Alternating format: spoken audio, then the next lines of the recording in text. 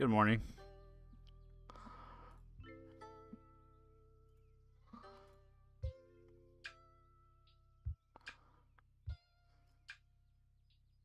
Happy Memorial Day, if it's Memorial Day for you.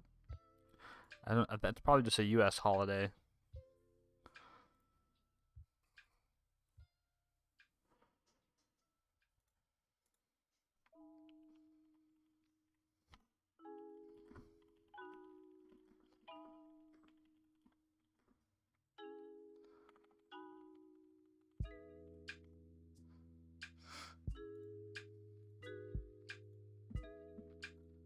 All right.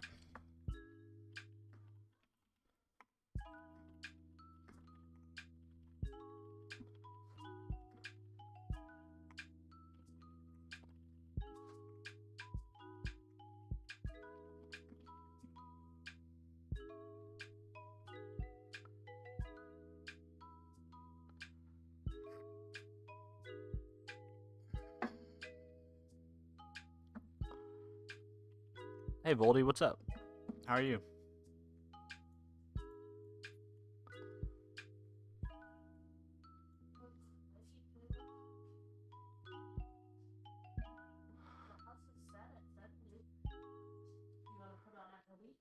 Everyone cold?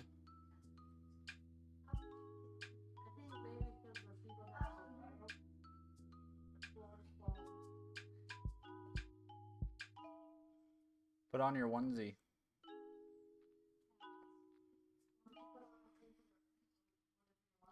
Hello, Artwork Studios. How are you?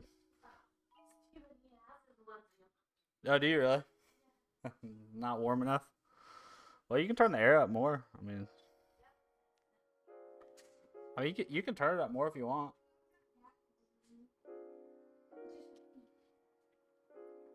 Voldy, you got banned? Dude, that's yeah. I guess LinkedIn has stricter policies on that kind of stuff. Can't stay too long. It's Monday night. Nice. So are y'all done with your exams? Y'all wrapped up for the school year?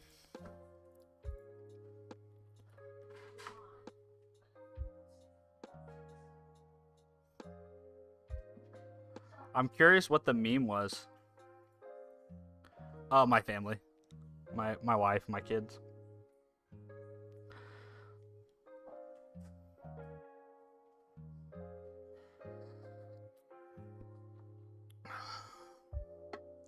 That is who I'm talking to. I didn't want to stream this evening, so I'm streaming now. And everyone's obviously up, and I stream from the living room, so everybody's around. Hello, Yonlei. How are you? It was a meme about coding and hide the pain Harold. Wow. I wonder who reported you.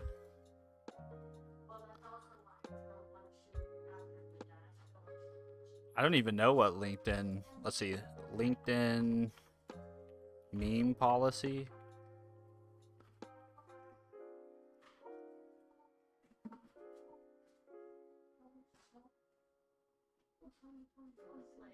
Hmm. Maybe it's like if a certain number of people report you in a certain amount of time.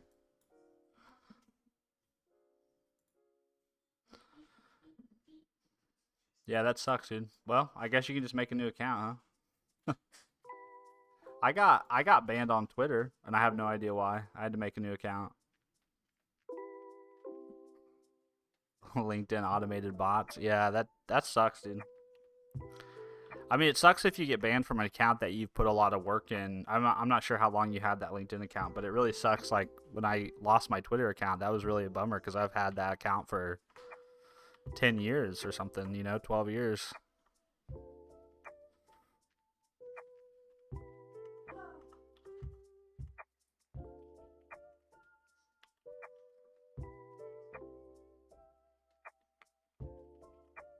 Why do I have.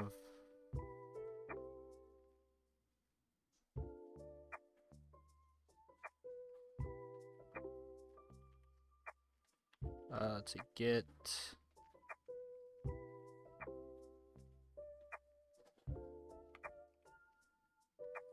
Oh, I bet. Okay, so I need to do, let's see, ls source, cd source.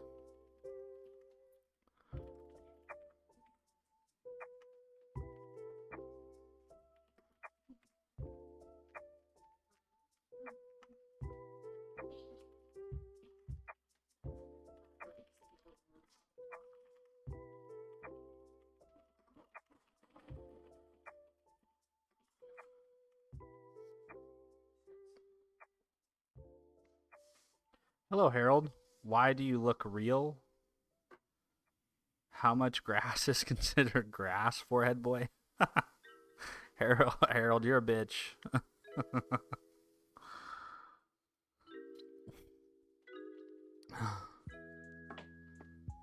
Ricky Tan, what are you working on? Yeah, I was gonna. So yesterday I worked a little bit on exploring how I can get notifications from the YouTube API whenever a video gets published to a channel.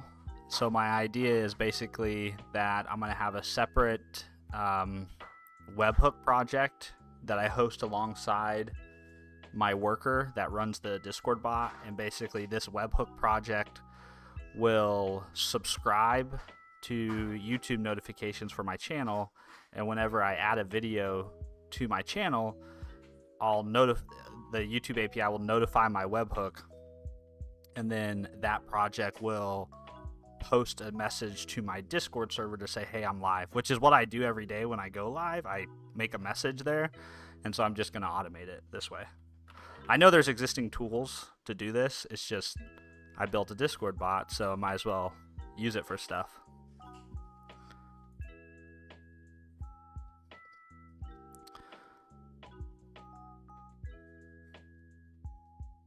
Twitter, aka being Facebook, but way more, brah. Yeah. I don't know what happened over there. It's just they said I was doing account. What were they saying? Ban. My account got banned for doing something with like trying to avoid being banned, but like I had only ever had one account, so I'm not sure how that happens. Artwork Studios. Actually, Steven, how old is your channel? Oh, it's super old. We've looked at this before. It's super old. I have two YouTube channels that I've made content on. One of them is called Freeborn Training Systems. This is probably the oldest. Let's see, videos, oldest.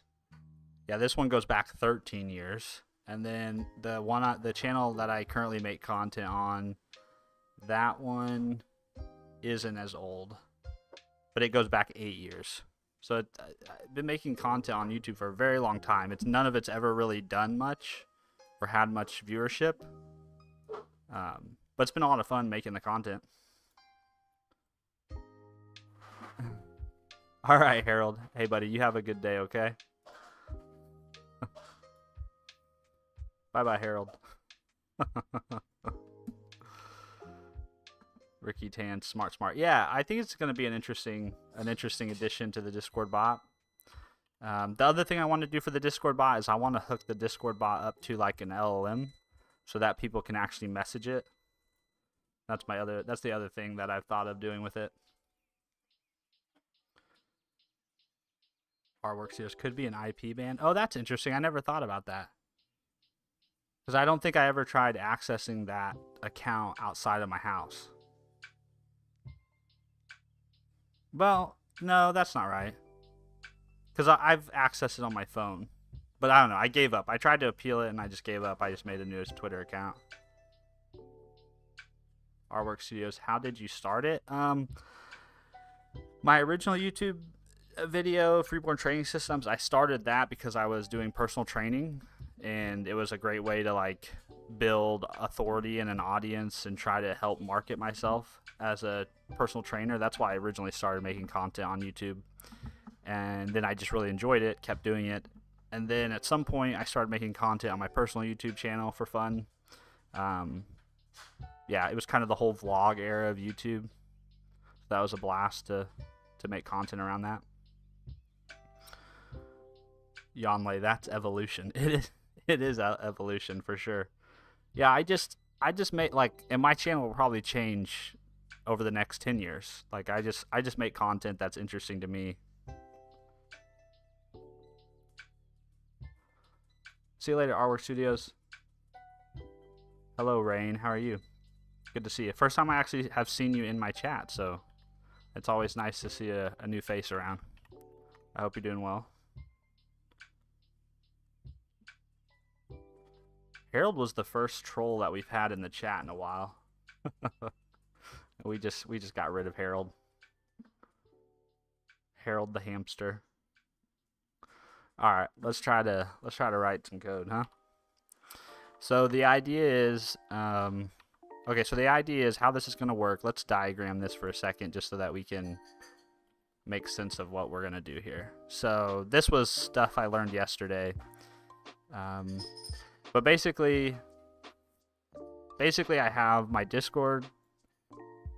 I have my Discord server, right? And then I have my YouTube channel.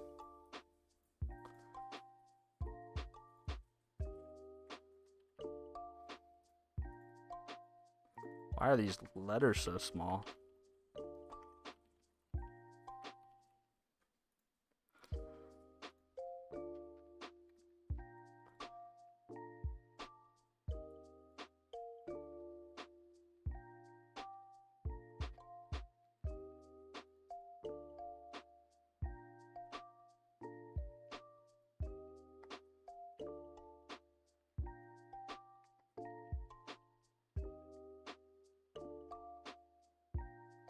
Okay, and then I want these two things to talk. And so then I have my Discord bot.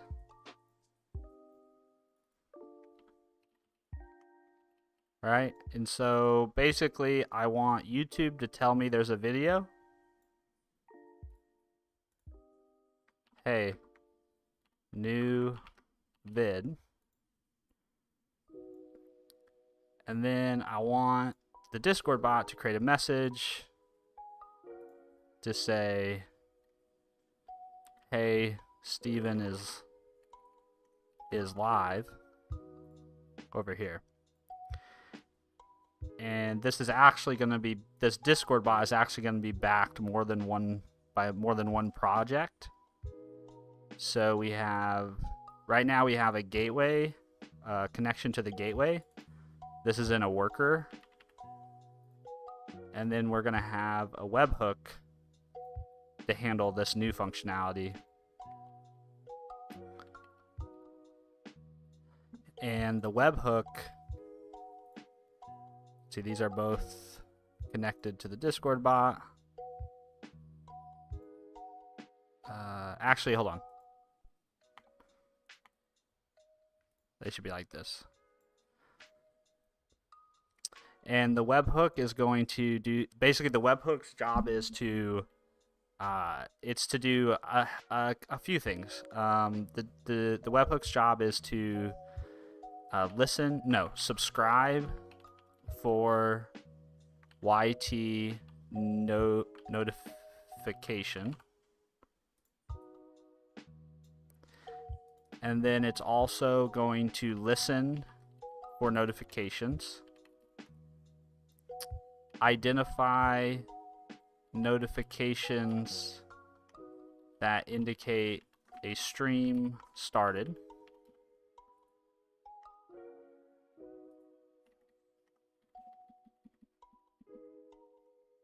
Post Discord message. So this is what we're going to try to do, is this bit right here.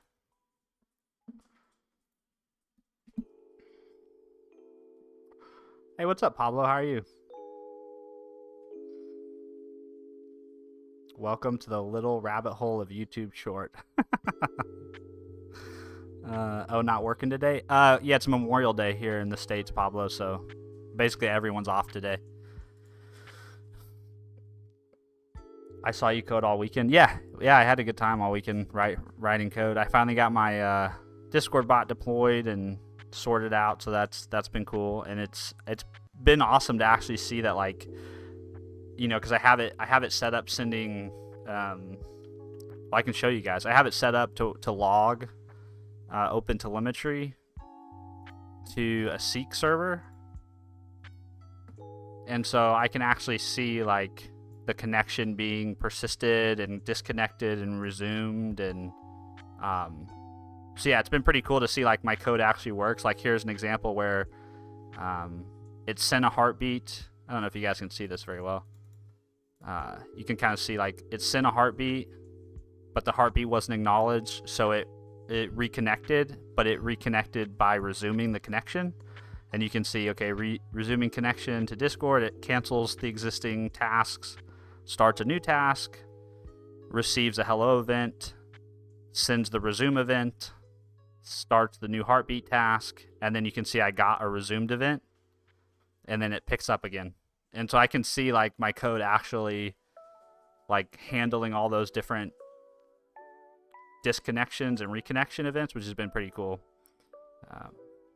Because like I know I wrote a lot of tests and I read their documentation, but it's hard to actually simulate the real behavior of their gateway. So now that it's out there actually living in the wild, it's pretty cool to see.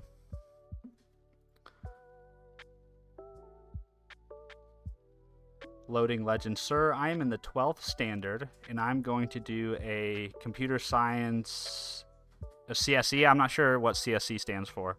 I wanted to ask you a question. I want to buy a new laptop named as Dell Latitude i5 10 Gen 8 gigabytes of RAM. Is it good for CS and AI DS? I think that sounds like it would be plenty fine for computer science. And it's probably fine for doing like data science, like kind of introductory basic level. The AI stuff, you start getting into like maybe needing other hardware, but not hardware you own, right? So maybe like a Google Colab notebook that you can hook up to a GPU. Yeah, like when you start talking about like training models or running inferences locally, then it may not be enough. I don't have a ton of experience with it aside from like dabbling in it myself, and I just know like if I try to run Ollama and do like a single inference on my VPS, it chews through the CPU like lickety split. So yeah, you may want to think about that. I think if I did have one advice on the hardware that you listed, I don't know if I would ever buy any laptop that doesn't have 16 gigabytes or more in RAM anymore. That's probably what I would look for, something with 16 gigabytes of RAM or more, and probably I would aim for 2 terabytes of SSD, if you can afford it. I just think it's one of those things where it's like, in today's world, why wouldn't you, unless it's a budget constraint.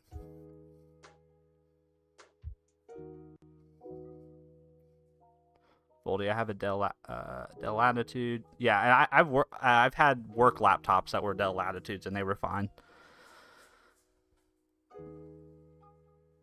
Loading legend. Can I get an internship with it? I would imagine if you get an internship, they would probably provide a laptop. I'd be surprised if you got an internship doing work that required access to a computer, but they didn't provide it. So I don't think the type of laptop you had determines what internship you could get.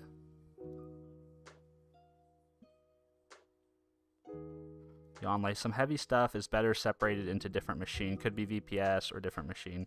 Yeah, and that's what I was trying to say, Yonlay, is like when you start getting into like running LLMs, right, running models or training models, like 9 times out of 10 you're probably going to use someone else's hardware, not your own.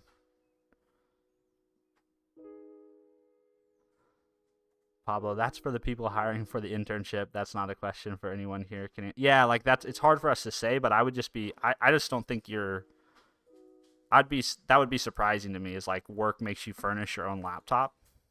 Unless your work has nothing to do with a computer, right?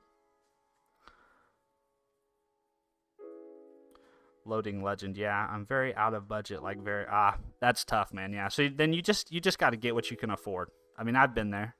You know, like the first laptop.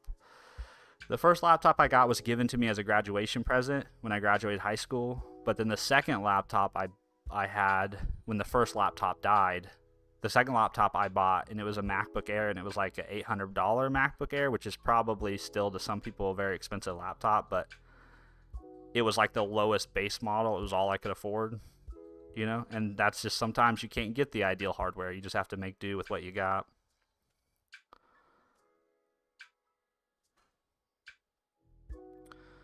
My aim sucks. Yo, dude, $1 for a backflip? No, I can't do a backflip. Your $1 will not cover the medical expenses that backflip will incur.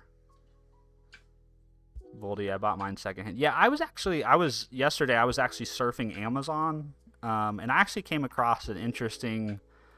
I mean, I don't know what your monitor situation is, but if you have an external monitor, let me show you this, because I think this is kind of an interesting route to take. If I can find it. Okay, so here is a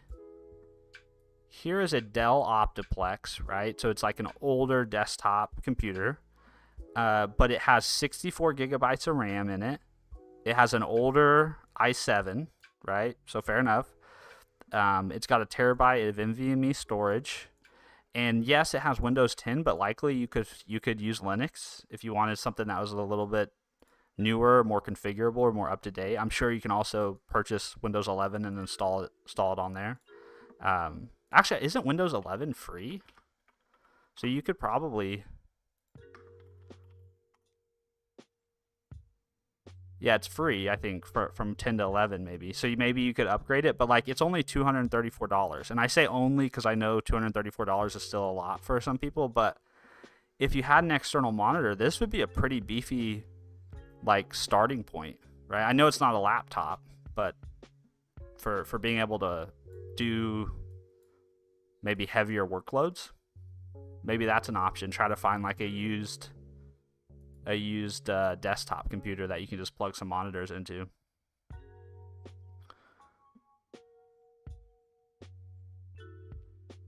Loading Legend, I will buy a MacBook Pro once I get my CS skills in college. Yeah, I think, and that's the, you know, great to have things that motivate you like that, right?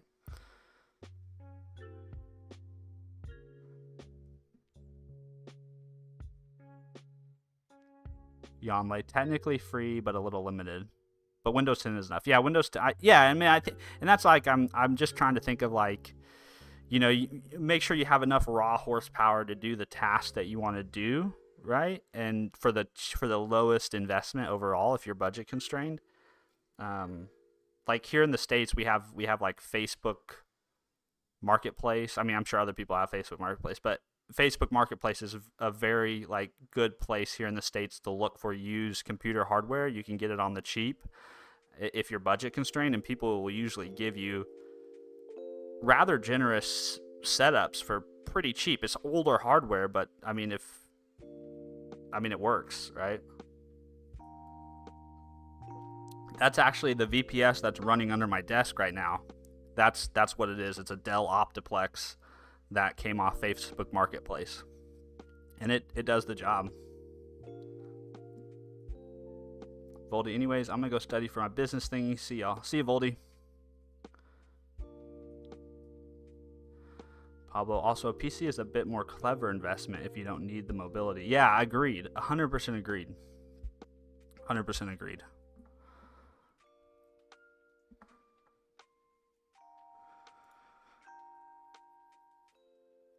All right. Well, I guess we can start to kind of do this notification thingy. Also, my lines change is completely wrong. I have not written 309 lines change. We need to reset the counter.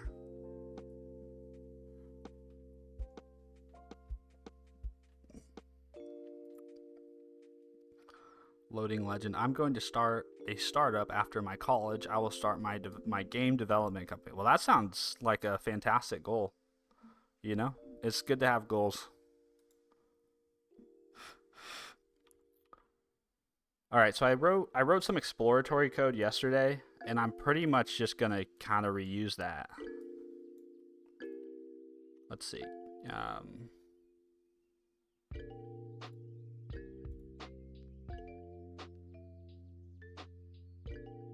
yeah, I'm just gonna kind of reuse this, or at least as a starting point. Let's see. So the first thing I need to do is first thing I need to do is when my webhook starts up. Yeah, when my webhook starts up, I want it to subscribe to notifications, and then when my webhook shuts down, I want it to unsubscribe from notifications. So, well, actually, I don't know. Can't.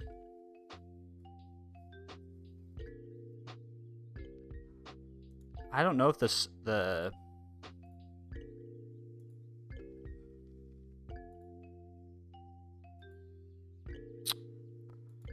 is a good. I don't know how I'll do the unsubscribe part.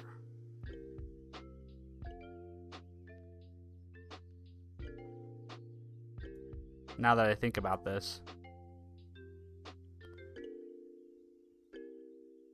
I honestly don't know if I need to unsubscribe. But anyways, we're gonna start with what we know, and then we'll go from there. We'll see how far we get. I don't know how far we'll get. So we're gonna call this. I'm gonna call this my subscription worker.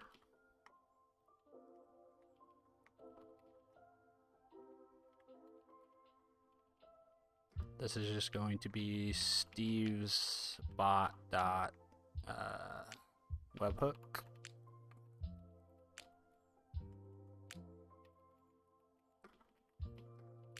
Oh my goodness, Copilot has been super pushy lately.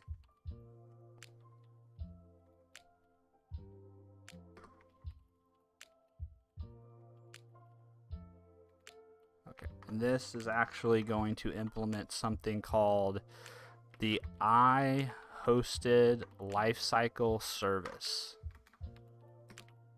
And I think this has 4 different methods. And for now, we're just going to do return task completed.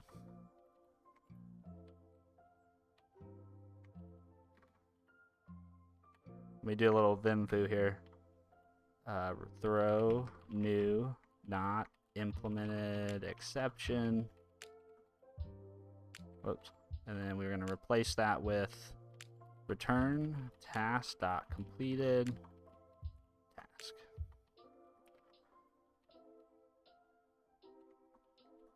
Okay, so real quick, just so you can kind of see what this service does, let's inject a logger.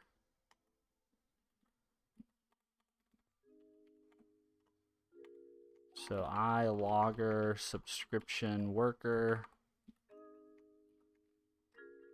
logger.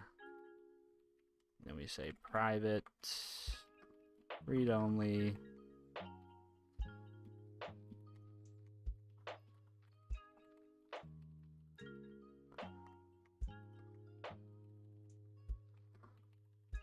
Okay, and then we're just gonna log. We're just gonna have a log statement for each. So log information, start async.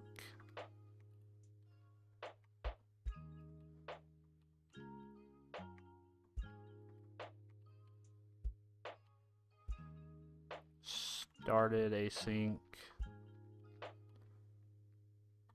Starting async.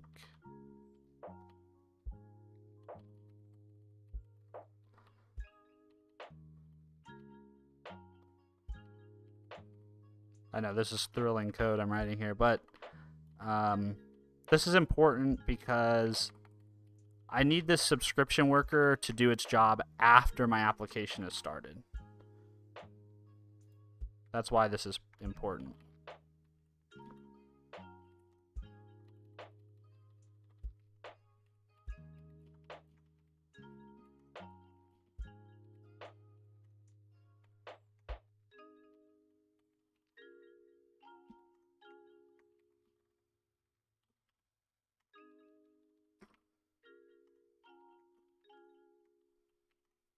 Okay, let's try to run this real quick.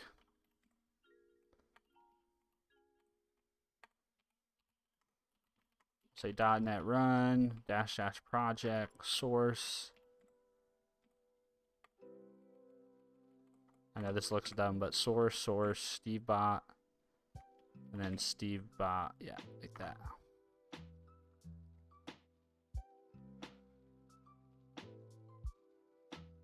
Okay, so you can kind of see, here's the lifecycle method: starting async, start async, and then started async. So at this point, we're listening now.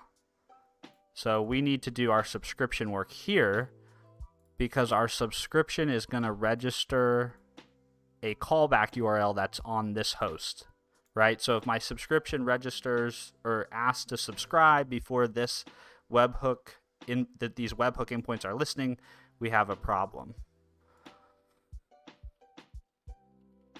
So that's what's important about that.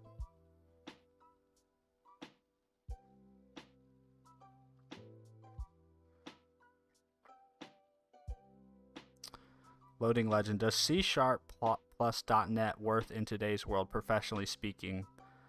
How to be logical while coding. Yeah, C# is using a lot of big corps. It's not being used by startups, though. David, don't know what you make in there, bud. So this is going to be, right now it's a Discord bot that does one thing, but I'm trying to add some functionality to it to basically allow my Discord bot to notify my Discord server whenever I go live on my YouTube channel. That's what I'm building. Loading legend about C#. So what Pablo said basically is like, yeah, C#'s I think definitely useful for professional purposes. I think between it and Java, those are definitely kind of the enterprisey languages of the day. But you know, it just depends on where you are. Like geographically, Kansas City that's where we live, or that's the closest big city to us, and Kansas City is very much a .NET town. But it seems very geographic. Like whatever the big companies are, their tech stacks seem to very much proliferate out into the ecosystem around you. So while C# may be useful here in Kansas City, maybe it's not as useful in other places. And kind of like what Pablo said too, like it seems like C# is definitely not looked at very what's the word? Very favorable by smaller organizations. But I think modern C# and modern .NET is wonderful. I think if you haven't tried it, you should give it a try. And particularly if you like using TypeScript, you should try C# and .NET. Loading legend. How did you start coding, and in which language? Like your first logic, your first code, how did you do that? Let's see. It's because I'm going to build games in Unity. Yeah, so C# would be great for if you want to use Unity. I think, does Unity support other languages? I'm not sure if it does. But in terms of how did I start coding, so the first code I ever wrote was for a Programming 1 and Programming 2 course I took Programming 1 and then a Programming 2 course I took my senior year of college as electives. My bachelor's degree is in biochemistry. But for fun, I took those 2 programming courses. So that was my first real exposure to any programming language. And then, but then after that was like in 2015. And then I didn't really touch code again until 2020. And then when I got reintroduced to writing code, I kind of stepped heavily into the web development world and learning a lot of JavaScript, and then kind of segued back into getting more into C#. And over the last 4 or 5 years, the primary language I've written things in have been TypeScript, C#, JavaScript, those kinds of things.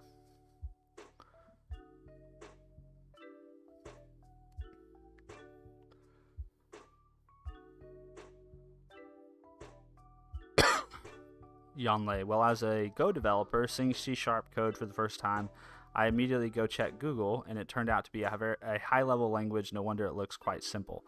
Yeah, I mean, C# is wonderful. It's a managed language. It's garbage collected.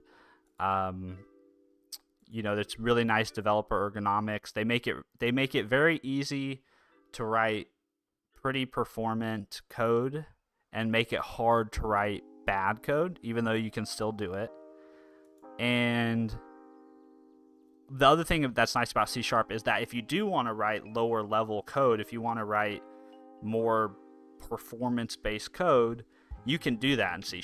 I mean, there's a database that's built entirely in C# called RavenDB. And if you're interested in learning like really low level C#, the CEO of this company, he makes wonderful content around low level C#. Yeah, Oren Eni, I think is how you pronounce this.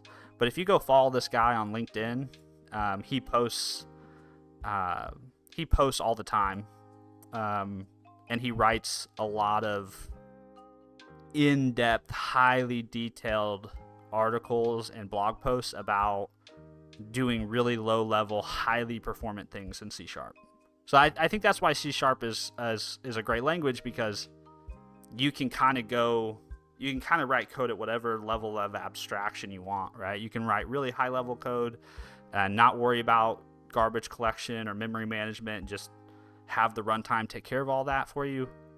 Or you can bust out of that and control memory allocations and all that stuff. Marin just subbed, keep growing, said hi. Thanks, Marin. I appreciate you subbing. Good to see you here. First time I've seen you in the chat. Pablo, Unity is C#, Unreal is C++, and that's it. If you want other languages, you need to jump a lot of hoops. Okay, that's good to know. I didn't know that. I have a colleague at work, our engineering manager. He builds games with Unity and always says good things about it.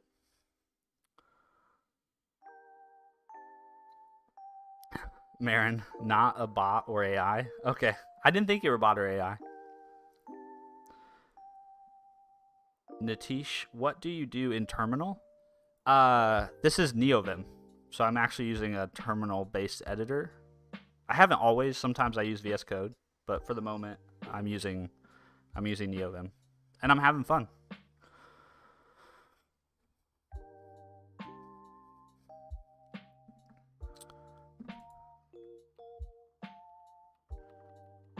All right, I'm gonna create a new directory here, and I'm gonna call it YouTube,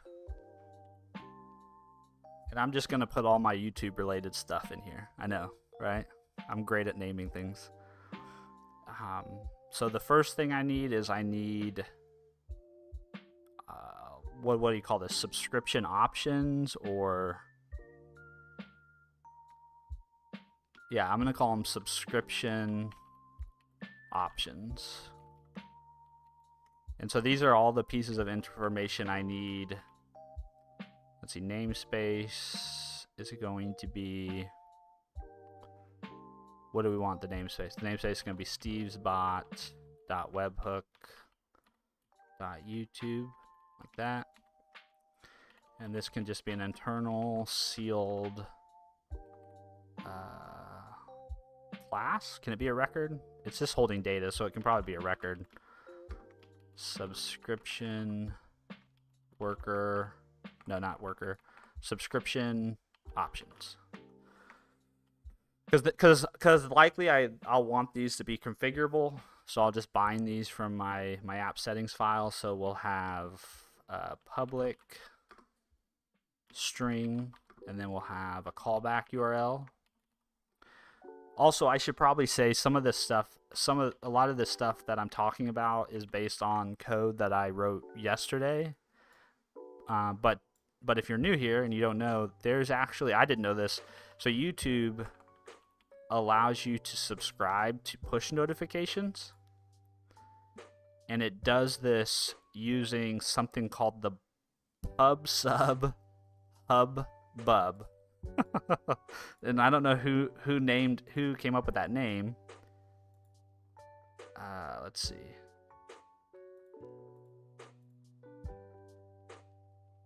Yeah, Google Hubs. So basically, it's a way to say, okay, here's the callback URL is the place that you want to be notified. So that's the endpoint that you want YouTube to call to tell you, or Google to call to tell you that you have a notification.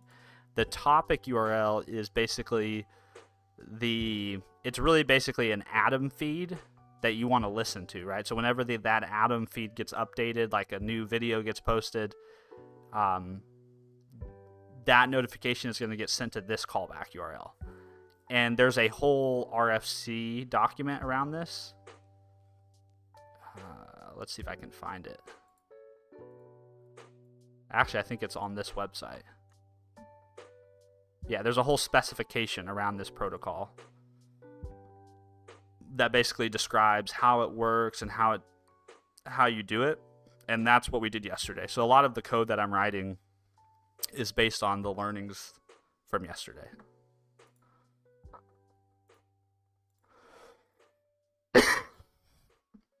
Hello, Butterscotch. How are you? Marin, are you in tech now, big tech or startup? Yeah, I work for, I guess you'd call it a startup, but it's been around since 2011. So it's like an old startup. We're about 115, I think, people now, 100-ish people now. And I specifically, my day job is I work as a quality engineer. So I do about 50% automated testing and about 50% manual testing. And particularly focused on a web app. We build the company I work for builds a SaaS software for governance, risk, and compliance is what our company does. And actually, you can, if you're curious about like my professional history, you can actually go look at my LinkedIn. I just put it there in the chat if you're curious. Hello world. Can you please code that Corey is God into the internet? I don't know who Corey is, but I don't think they let you just code things into the internet. I don't think that's how it works. Hello, Butterscotch. How are you, man? Loading legend. Many things are in my mind, and my mind is aching because I'm thinking too much about my future, and that's difficult because I'm going to college just now. Well, Loading Legend, here's my advice to you. I'm 32. I'm a 32-year-old dad of 2. And what I would tell you is don't get so caught up in the future, right? Like, life is a marathon. It's not a sprint. Everything that you want in life is not going to happen overnight, is not going to happen in a year, is not going to happen in 5 years, not going to happen in 10 years. So slow down. Like if I was talking to you like you were my sons, I would tell them slow down, focus and be present on where you are right now. Focus on doing the right things consistently for a long period of time. And good things will come your way. But yeah, don't get so hung up on where you want to be and where you want to go. It's just life is too long and yet too short to be that way, you know? Butterscotch, YouTube latency. I see your messages 3 seconds after you type. Yeah, I mean we've got to be kind to YouTube though, right? I mean, imagine the level of engineering skill it takes, right, to make something like YouTube work. I mean, imagine all the video and all the content and all the data being streamed and uploaded to their platform, sent across the world. Like, it boggles the mind. Actually, I've heard the statistic before, but I don't remember it. But how much data is uploaded to YouTube daily? Okay, so this is according to AI. Maybe this is wrong, but 440 terabytes of data is used on YouTube daily. That's crazy. 500 hours of videos are uploaded to YouTube every minute. Like, just imagine that. That's unbelievable. It's unbelievable. And yet what's so funny too is, like, you see all these like content creators online talking about like, make your application scalable and make sure you build everything so it can be, and it's like, it's like, bro, most of the things that any of us build will be lucky to be used by 100,000 people, right? Um, like that scale, right? That scale. 500 hours of videos every minute. Unbelievable.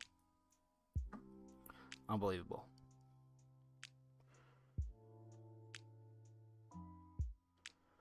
Welcome to YouTube, where it's streaming, not polling.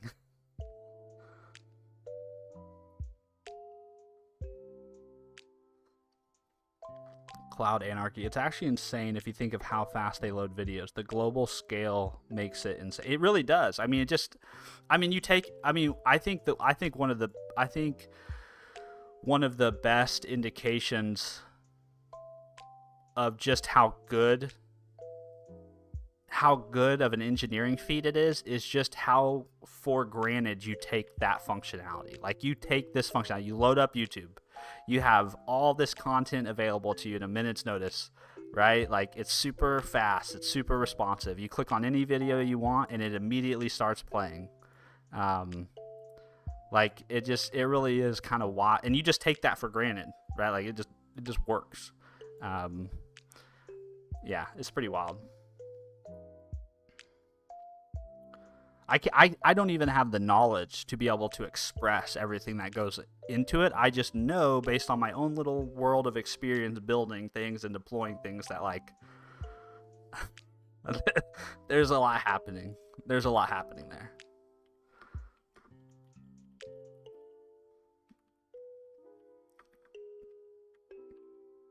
And I know it's not just one, I also know it's not just one guy. It's thousands of smart, hardworking people that make it possible. But still, it is impressive.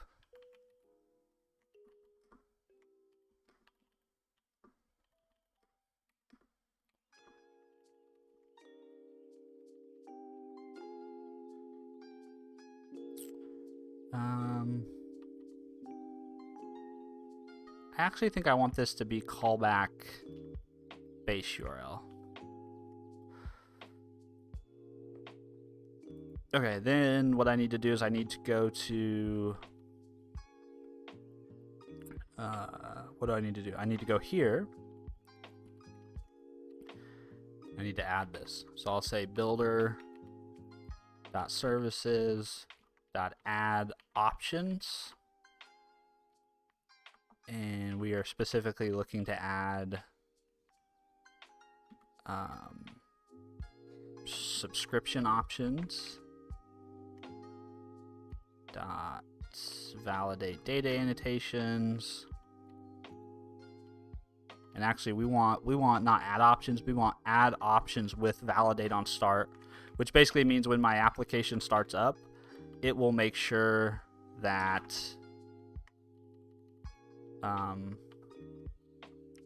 these options abide by whatever attributes I set here. So if I set required, it will make sure that these have been populated, which is nice. And also, I'm gonna move these. I know everyone's got an opinion about this in the .NET world, but I abuse the heck out of the global usings feature. I pretty much make everything a global using for the most part.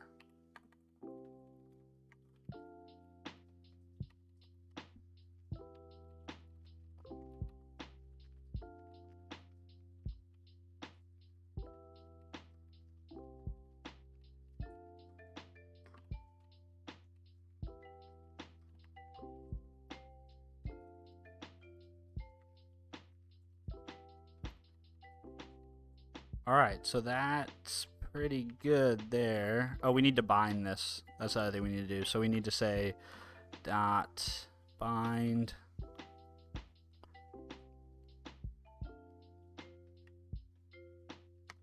and then here we can say builder dot configuration get section, and then we can say name of subscription options like that. And now we should have our options set up in DI. And actually, I think I can make this even shorter. I actually think I can do... I think if I call this method, I can just... Yeah, there you go. Something like that.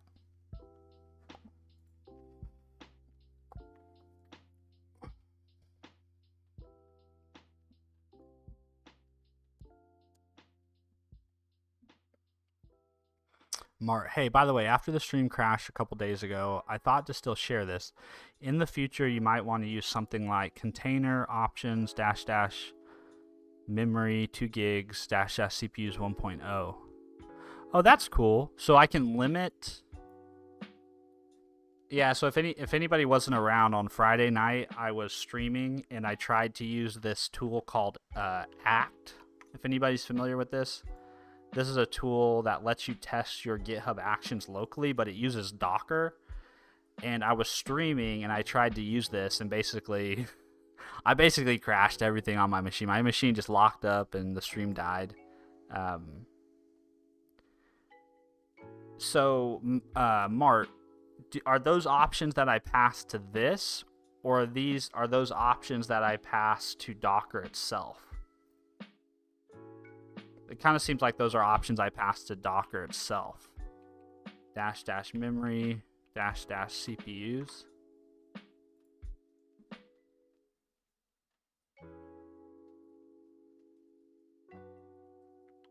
Oh yeah, here we go. Okay, so this is the maximum amount of memory the container can use. If you set this option, the minimum allowed value is 6 megs. And then I guess that's the same thing for the CPUs flag. Specify how much of the available CPU resources a container can use, for instance, if the host machine. Okay, cool. I did not know about these. Thank you for sharing that, Mark.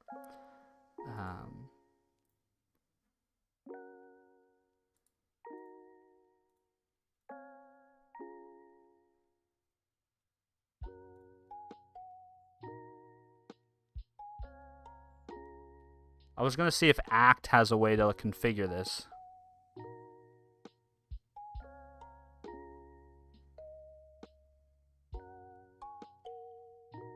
Oh, you're saying maybe I do that in like a Docker file? Because I think I don't want this to be per... I would probably want these options just like Docker overall. Like I don't want Docker to eat up like Docker global config. Is there something like that?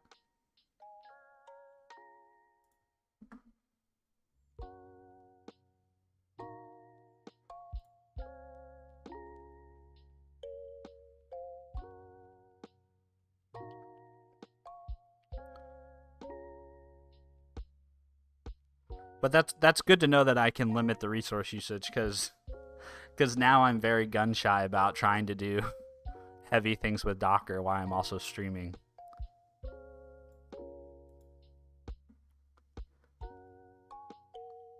Loading legend. How much time will it take your team to make YouTube? Like how many years? Oh, I don't know, man. I mean, the thing is though, the devil's in the details. Like, could you create a clone of YouTube yourself? Yes. But would it scale? Would it behave the same way that proper YouTube does? No. Right? Because they have like years and years and years of understanding what it takes. Like the people who like probably the leading experts in the world at scaling videos the leading experts in making streaming videos scale are all probably at YouTube. Right? So like the idea that you could recreate everything they have it's probably a leap. And probably would take you a while. Butterscotch, why don't you add keybind to toggle Neotree? I think there's an option to set keybind to toggle if in Neotree. That's a good idea. I think I had it set up at one time. Whoops, not edit vim commit. Vim config. Edit in vim config. I think I had it set up at one time to toggle.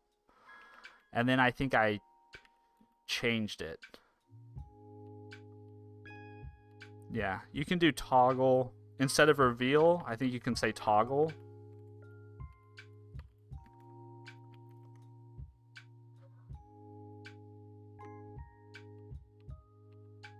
Maybe I have to close this.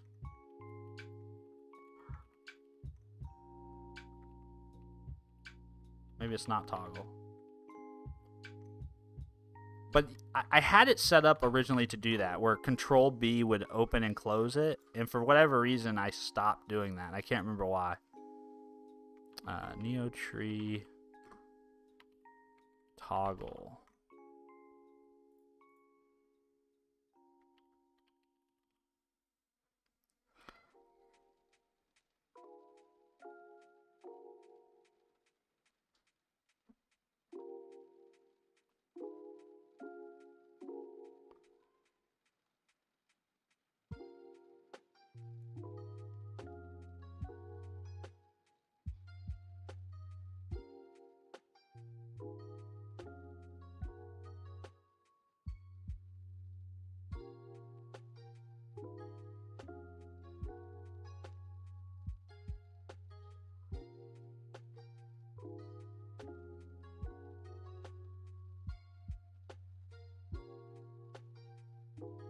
So Neotree file system.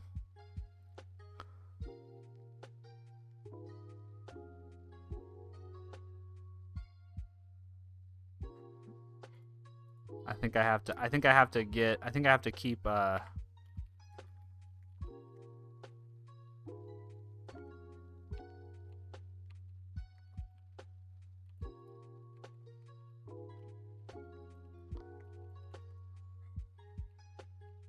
there we go. Yeah, so I had it like this at one point, and I don't know why I stopped that.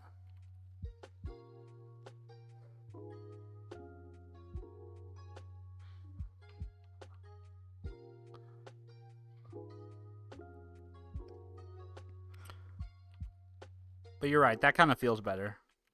That's more how it is in VS. That's more how my keybinds work in VS Code.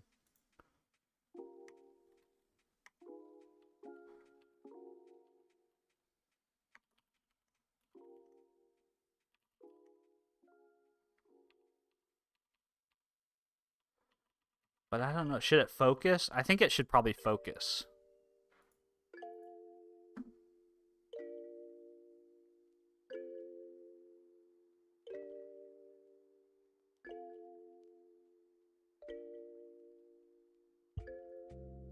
Okay, now you've got me distracted. Now I'm hyper fixating on my Neotree command.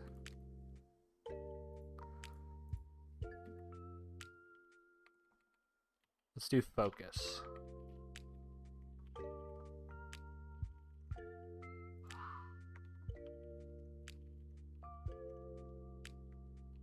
Yeah, I think that feels better. And then let's see, we'll do, where were we? We were in program CS. That's where we were. But now I'm gonna have to get out of the habit of. Oh, see, but then see, now it's not working.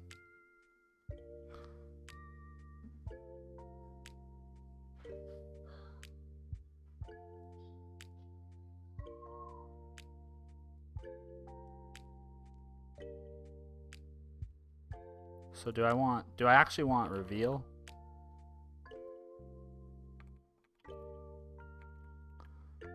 I know, now this is a stream about me figuring out my NeoVim configurations. Loading Legend, you are my role model, man. Like, you are so cool and you're such a good person. Well, I have my days. I appreciate that. I will give the same name I have right now to my game development studio. Yeah, I think that sounds great, man. Loading Legend, I like it.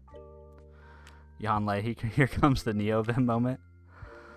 Mar, also one of my weaknesses, noticing something completely besides the project and then forgetting what I was doing. Yeah, exactly. Well, I'm gonna blame Butterscotch. Butterscotch is the one who brought it up. And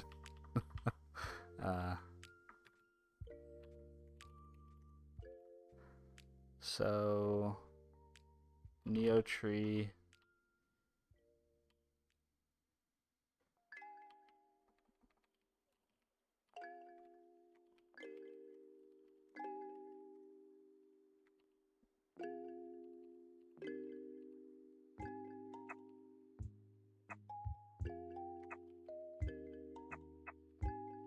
It's not working.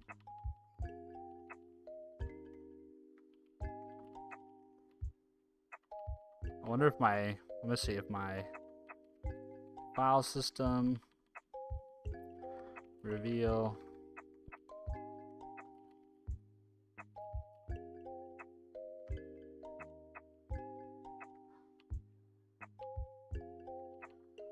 Yeah, that's just not what I want.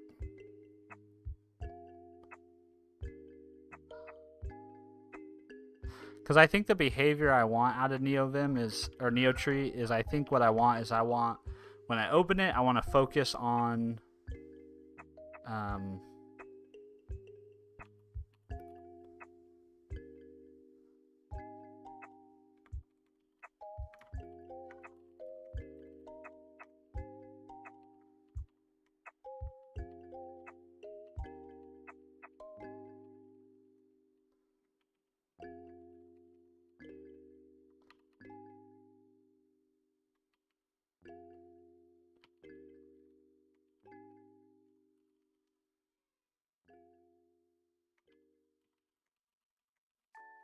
let's see how this one does. Yeah, see, I want it to kind of I want it to focus on, when I open NeoTree, I want it to focus on the I want it to take focus to the NeoTree slide out.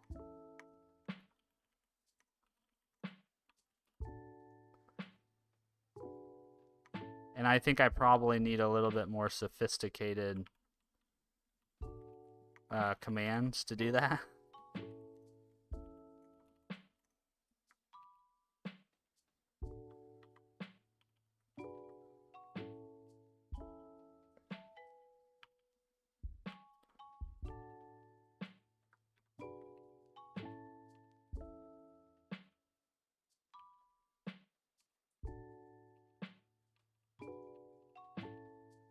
All right, we can work with that for now, but I'll figure it out.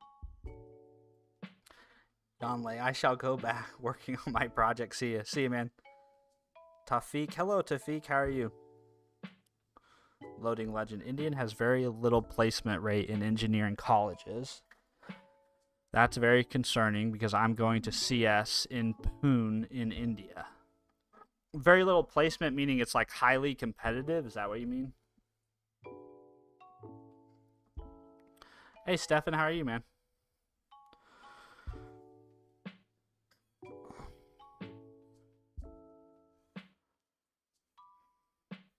Having a good day?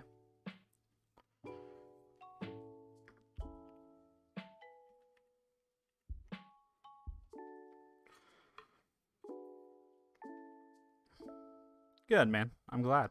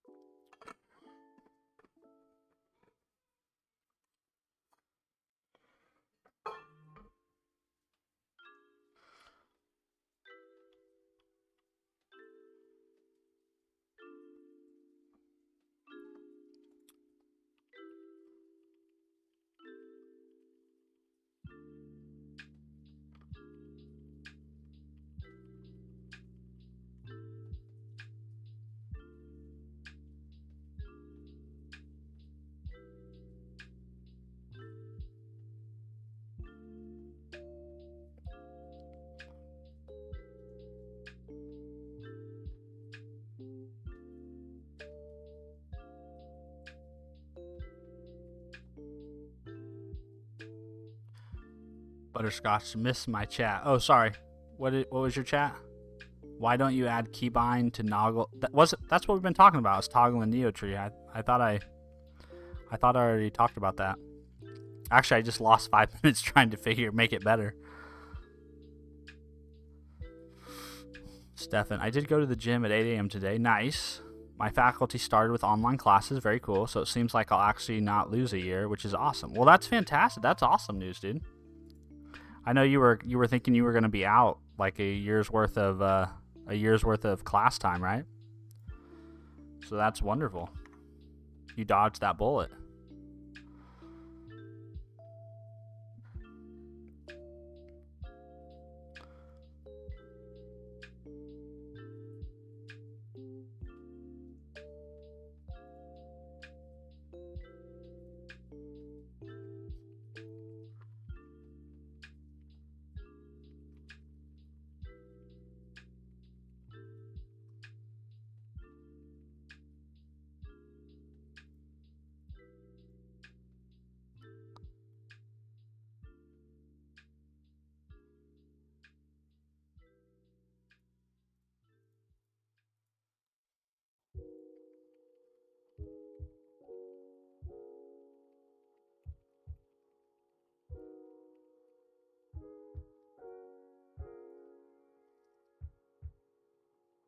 No, the next one. Oh, I don't think it came through, Butterscotch. I don't see another one from you.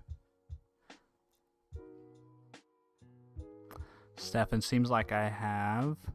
Gonna order Shakespeare right now. Oh, very cool. Yeah. Let me know how that is for you. I've never had a metal shaker before. Loading legend. Yeah, obviously India has 1.5 billion people and many students do engineering. Ah, I see. So it's super super competitive. That is difficult. I totally understand. I think I'm not sure what life is like in India. Obviously, I mean the one saving grace, at least here in the United States, is like you don't necessarily need to go to college or go to a top tier university to learn how to be an engineer, or learn how to be a software developer. So that missing that boat isn't the end of the world. Obviously, though, India might be a different cultural vibe there. You know.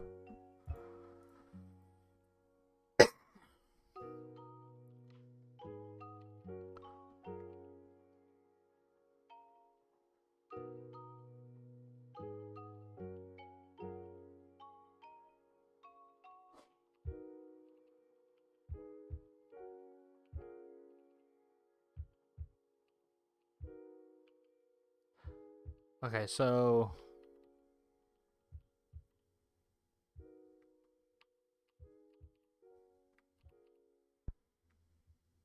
so this is the part of the NeoTree behavior now that's got me is when I'm in the NeoTree window and I click and I type Control B.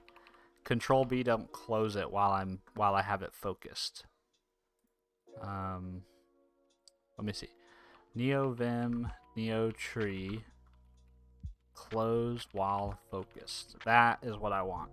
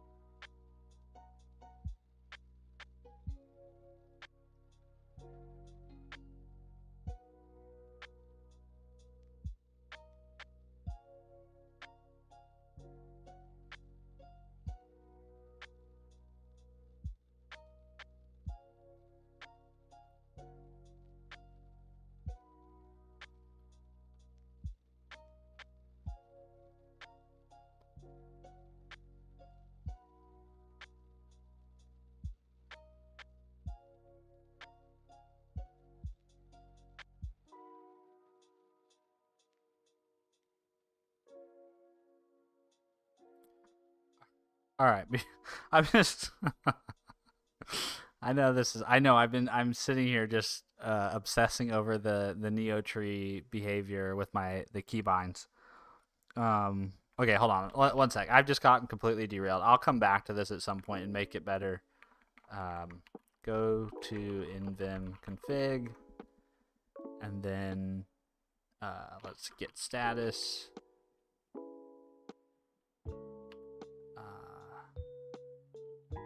Git reset. What is it? Git reset. Dash dash.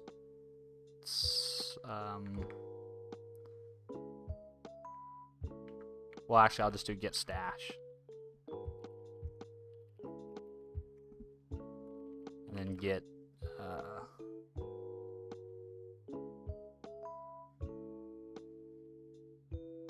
Yeah, git stash and then git stash drop 0. Yeah, we'll just undo those changes.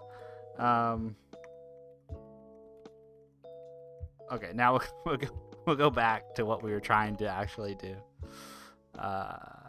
Webhook program close. Okay, so what was I doing? I was basically defining my options for this webhook.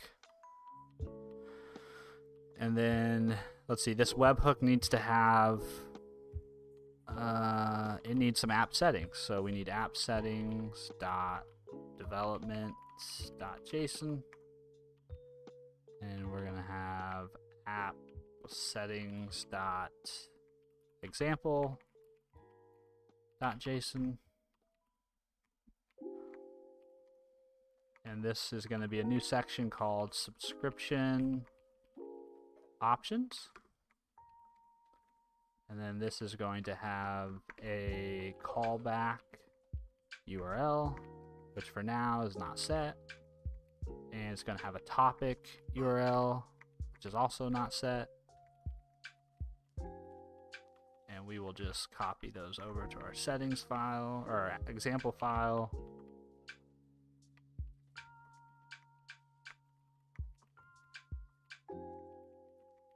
That. And then inside our subscription worker, we need to use these options.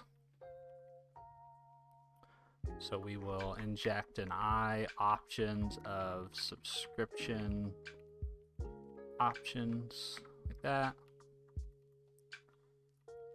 And that's going to complain because we need to add a using.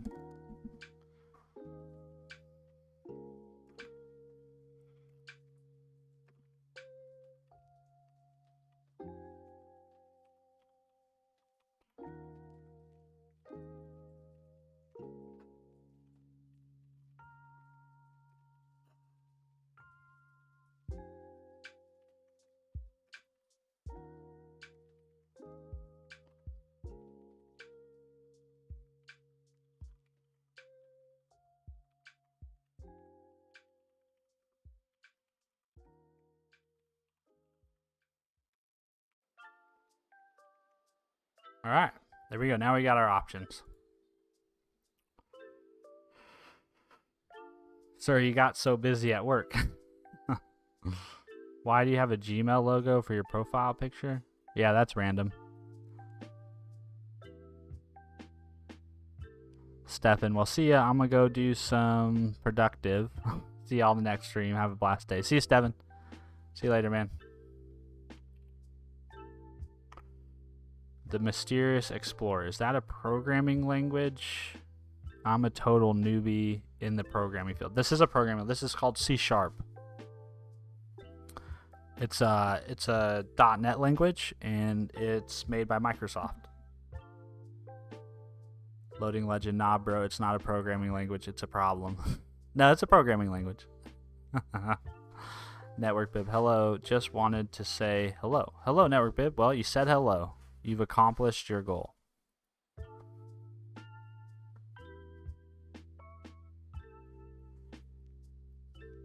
Yeah, man. Get your work in.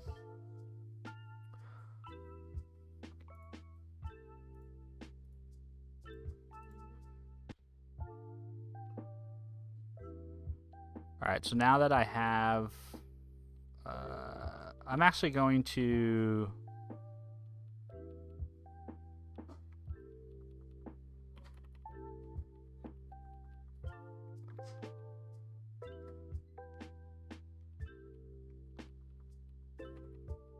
I'm going to put these in the order of how the events occur.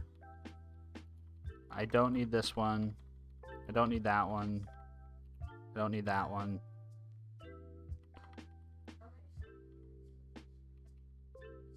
Don't need that. And I don't need that. What I need is in here. So once my application has started, I want to subscribe. So the way I'll do that is I'll say var URI equals new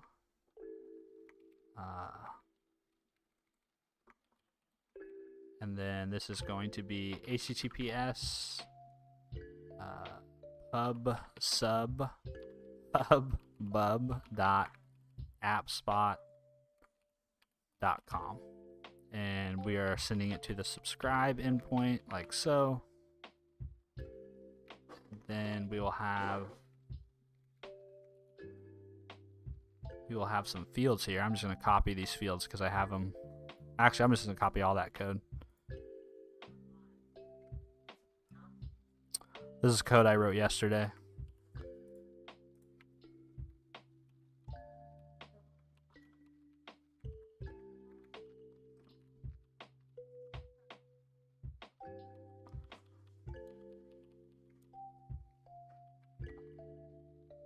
Callback base URL, yeah.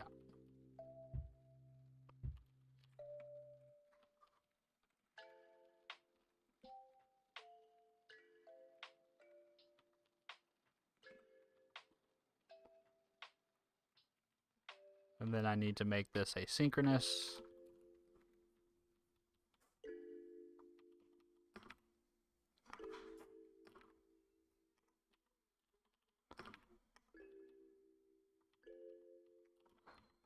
Remove that.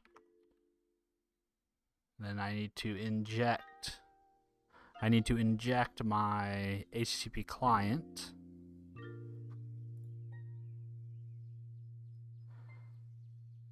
And actually, I'm going to use a strongly typed client. So we're going to go to YouTube and we're going to make a pub sub. Actually, we'll make an interface pub sub client.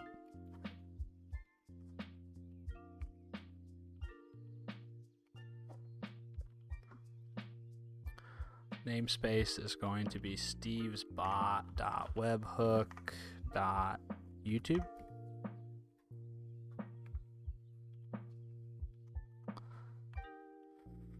So internal interface pub sub client.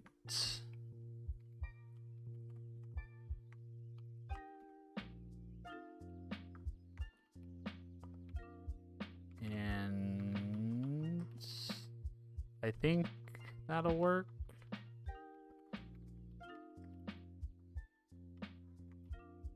I have multiple buffers attached to my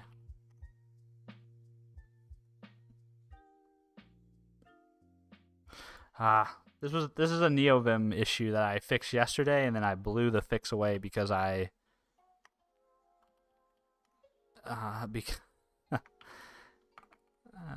see, edit in Vim config. There's a problem with Mason now. Let's see, LSP. So auto install true, but I also need to set in auto enabled equals false, I think. Mason LSP auto enable.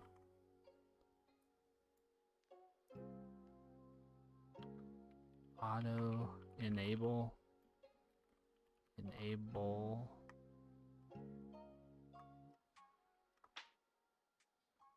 Yeah, automatic enable. Because basically, Mason LSP is trying to attach the LSP, and then my own configurations are attaching it. So we want to stop that. And then we'll do git add git commit turn off automatic enable for Mason LSP.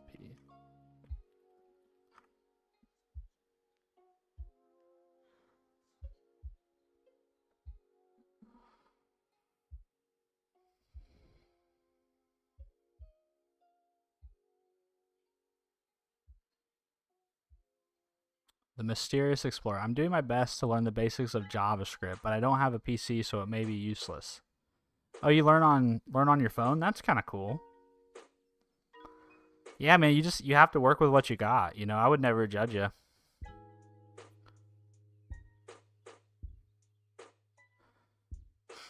Loading legend. And one more thing, your live chat always becomes a Discord chat. Well, you guys are welcome to join my Discord and chat in there. There's my Discord server. If you're not already in there, I know some of you guys are already in there.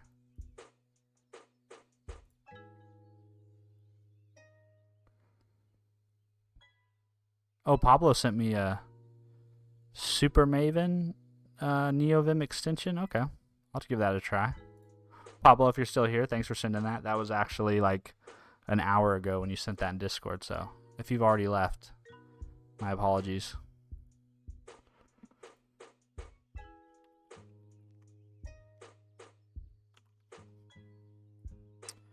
All right, back to what we were doing. I got distracted there because I was getting LSP information twice, which was kind of distracting.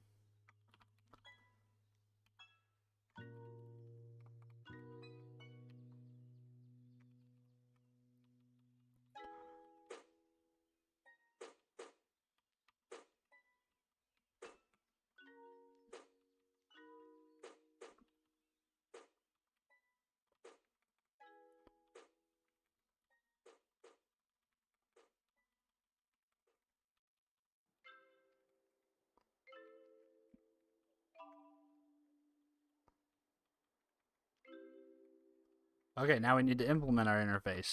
So let's say pub sub client.cs.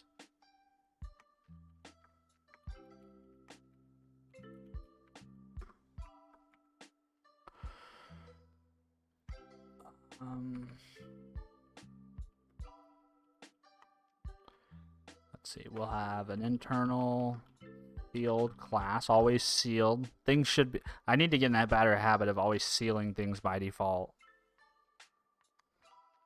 Because if you don't seal a class by default, then you should really be thinking about what happens if people inherit your class, but that has its own considerations, right? And I don't want to consider that at the moment. Pub sub client implements I pub sub client, like that.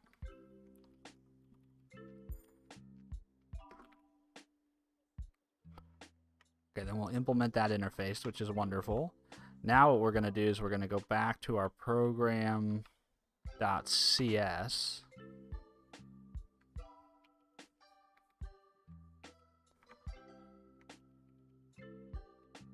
And in here, we're going to do something called builder.services.add HTTP client. And we want a strongly typed one. This is going to be I pub sub client, and it's implemented by pub sub client. And then we also want to add standard. We want to add a resilience handler there. So Steve's bot. Z.net. I forget the name of that package.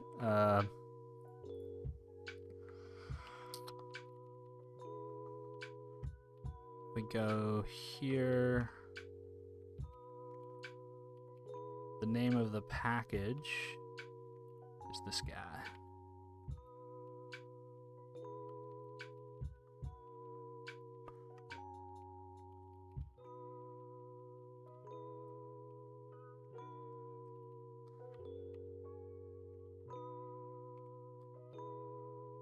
then if we build, we should be able to .NET build source.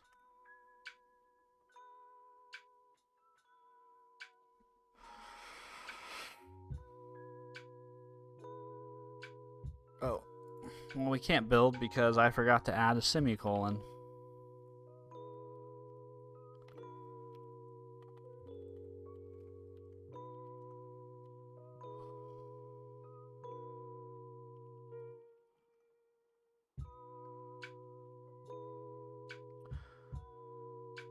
Hello, Loaf. I'm sorry you hate your water company. Bye, Loading Legend. Hope you have a good day. No hot water for 3 days, 1 hour, 30 minutes left. Man, that sucks, dude. I always say that too. Like, I always say when people ask me how I'm doing, I'm always like, dude, life's good. I got hot running water and food in the pantry. But yeah, if you take away my hot running water, I would probably complain a little. Supermaven provides the fastest AI code completion. I'll have to look at it. Is it paid, Supermaven? Is it a paid thing? I guess $10 a month. That's what I pay for Copilot.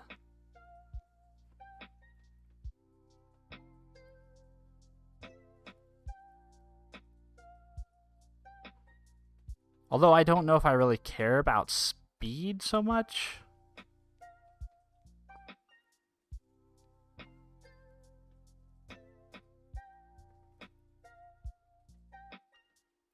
Do they have like a chat interface? Because one of the things I do like about Copilot is the fact that it's all integrated with GitHub. But maybe I'll give it a try. We'll see. I don't know. I'm very happy with Copilot. It's just I'm very happy with Copilot. It's just sometimes when I'm coding and I have Copilot on and I'm trying to think about what I want to write, it annoys me that Copilot is just like, no, write this, no, write this, no, write this. And then it breaks my chain of thought. So sometimes I just disable it.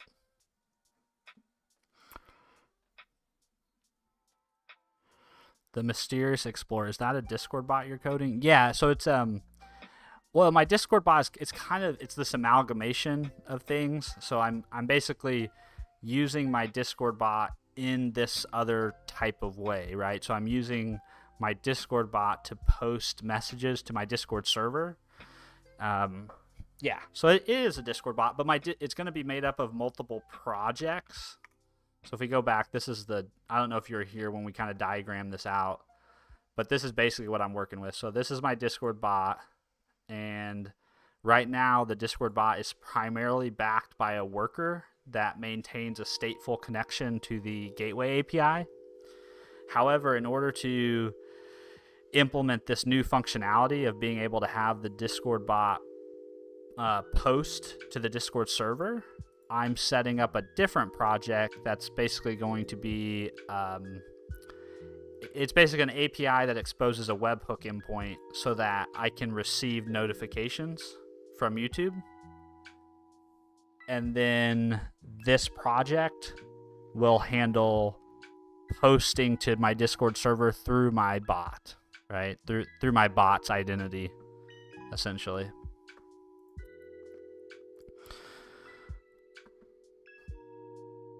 The semicolon, ruining our sanity once again. Yeah, those dang semis. Although I love my semicolons. I do love my semicolons.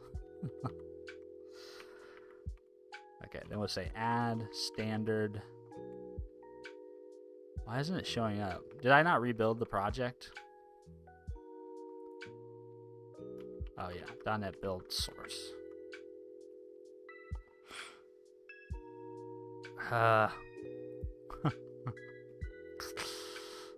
Go to definition.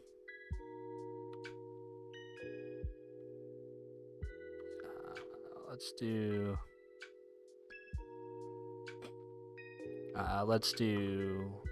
I pub sub client, and then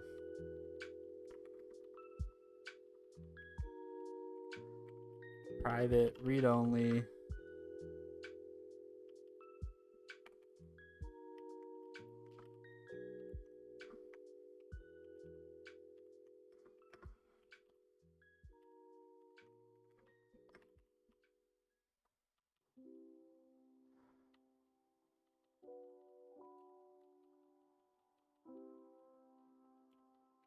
here we'll just say await pub sub client dot subscribe async, and we will pass in options dot callback URL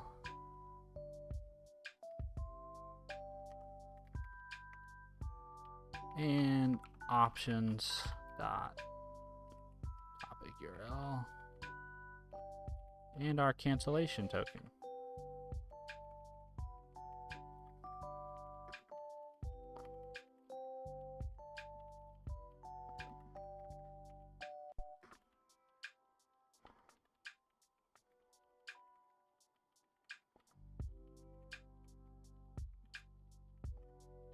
All right, now we should be able to build.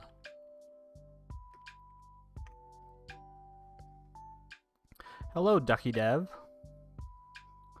You're sleeping? Okay. You're high, you're by. You woke up just to say you're sleeping? Did I forget a semicolon again somewhere? I did. Awful.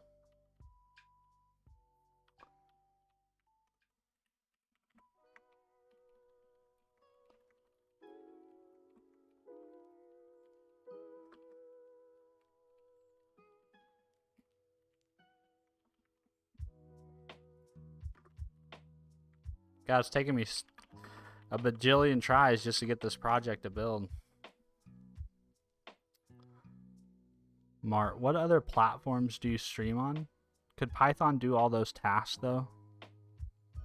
Yeah, you could build the everything I'm building. You could build with Python for sure, and you could build it simpler.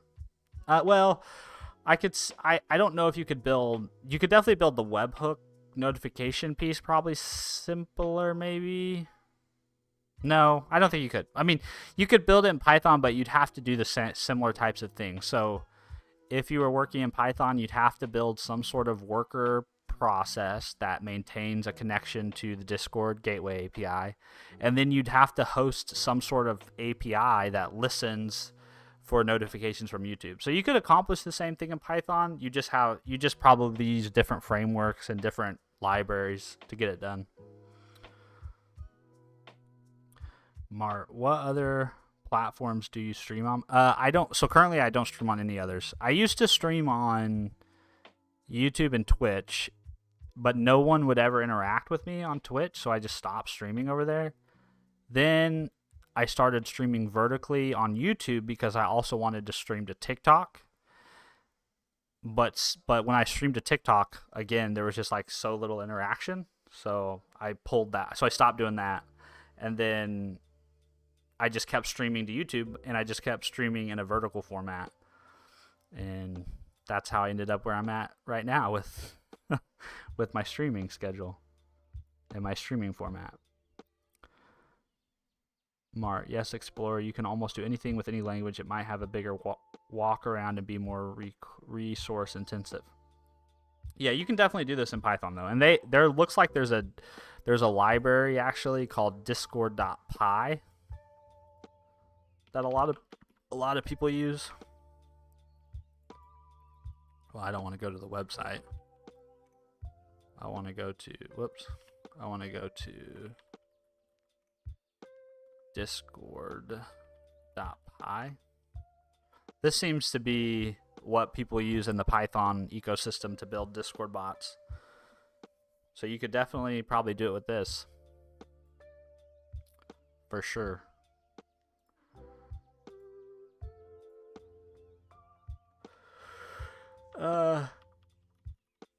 What was I doing? I'm losing my train of thought. I'm also kind of slowing down. I need another cup of coffee and probably a break.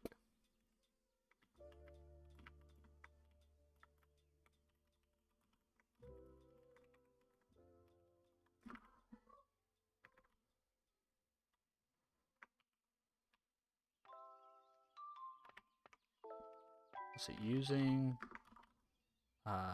Microsoft.extensions.htp Resilience? Why isn't it?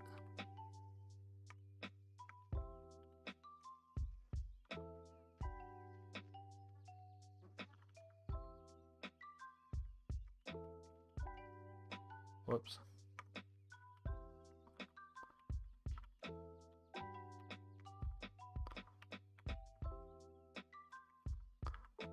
I'm trying to add a resilience handler to this strongly typed client, but for some reason it's not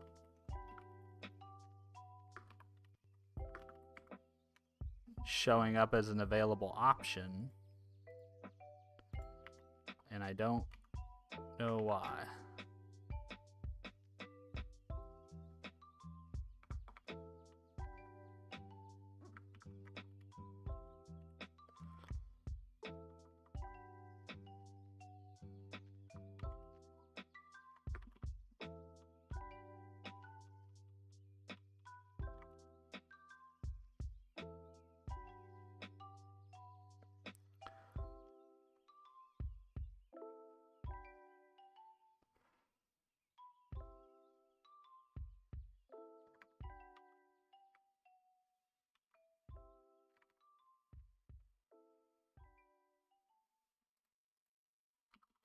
Let's go to source stevebots.webhook.net add package.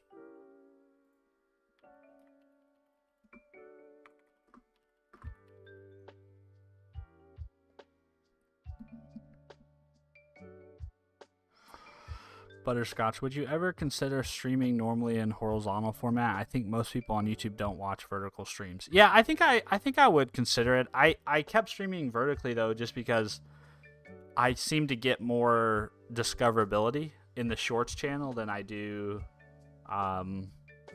when I stream horizontally. So maybe I could. I think there's a way in OBS to set it up to where I could stream both vertically and horizontally simultaneously. So there could be a vertical stream and a horizontal stream, and then maybe people could pick which format they like better. That might be a nice way to satisfy people who want to people who prefer consuming horizontally after they've found my channel, but then still allow me to have some discoverability to my content.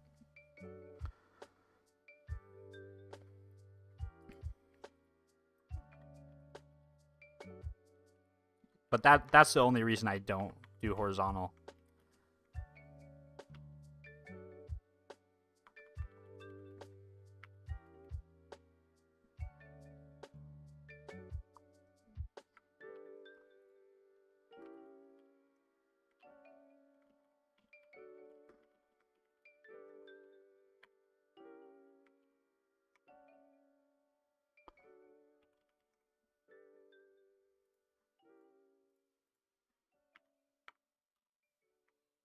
There we go.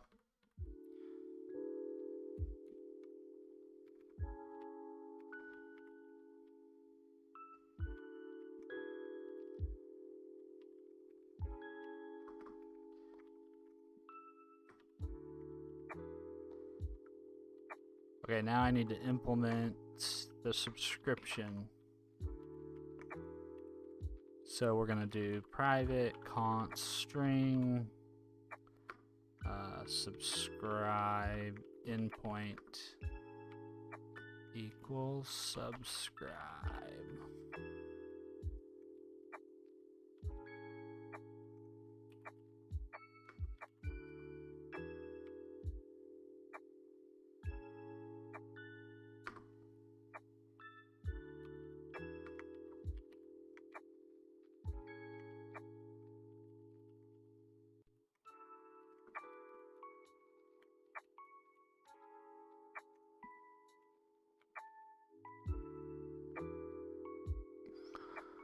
Mart, YouTube doesn't allow it though. Oh, they don't? Oh, I didn't know that. It would be great if you stream horizontally, at least I can read the code. Oh, you can't read it? I thought it was big enough that people could read it. When I've watched it back on my phone, I thought the code was big enough that it was legible. But I do know that I sacrifice a little bit of like understanding for the discoverability of being on a vertical stream. But I mean, I know you can have multiple live streams at the same time on your channel. So I would be interested to see if I could get it to where I had a stream going horizontally and a stream going vertically. I just wonder what that would be like performance-wise for my hardware and my computer and my internet, like, because I'm essentially doubling the bandwidth, or I would think I'm essentially doubling the bandwidth. I'm also doubling the resources, but we'll see. I've looked it up before. I'm pretty sure. Let's see. YouTube stream horizontal and vertically at same time.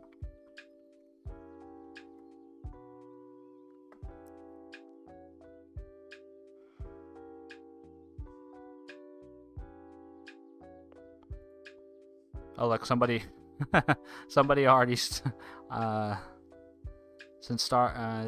recently tried dual streaming in both vertical and horizontal formats. Since I read the vertical streams might get more visibility, but for me it's been the opposite. Horizontal streams now barely hit 5 to 6 views during the live, and vertical ones get 0 to 2 at most.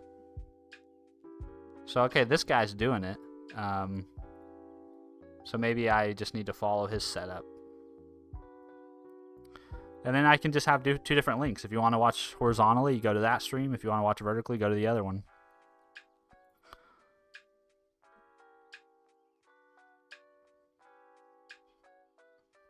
Go grind on JavaScript with the stream playing in the background. Yeah, that's what I hope people do. Like, I hope that the vibes that I can create while I'm streaming is like I'm working on something, but I'm hoping that you guys can also like vibe and chill, listen to the music, maybe listen to me ramble about what I'm trying to accomplish, and also work at the same time.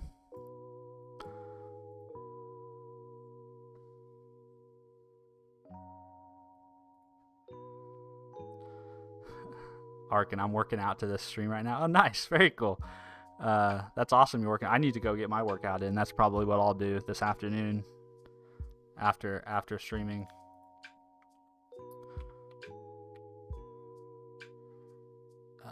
Oh. This should have an HTTP client that will be injected. Private read-only.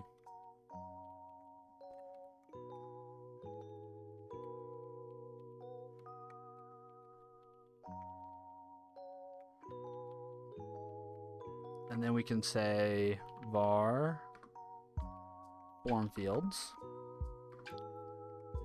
Then we can say var form. And then we can say var response equals await underscore HTTP client dot post form URI, and then form, like that. And the form fields are going to be a dictionary,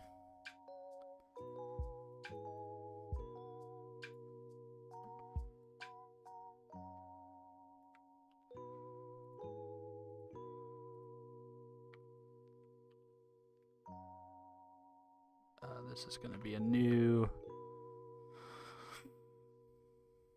form URL encoded content, and this is going to be a new dictionary of fields.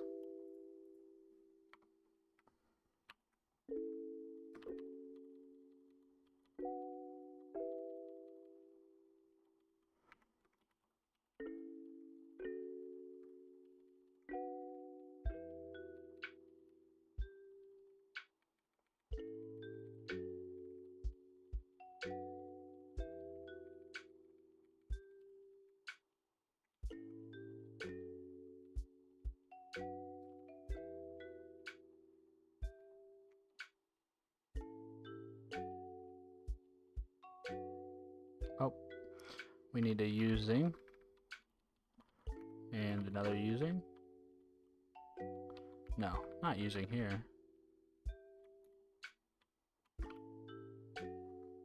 Oh, for the cancellation token, duh. And then we'll say if response dot is success status code is false, then we're gonna throw a new application exception. I'll make this more specific, but we'll say failed to subscribe.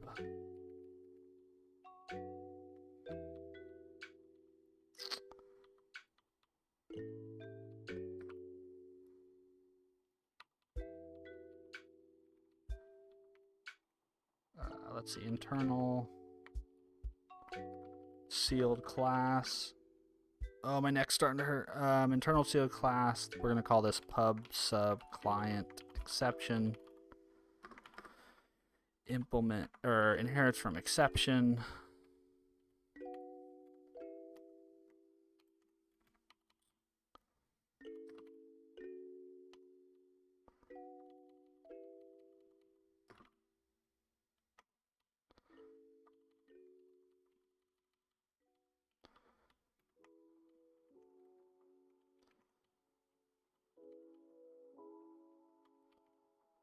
Say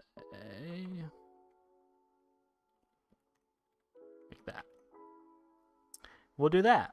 Okay, cool. So now we've got our subscribe endpoint defined, which is wonderful.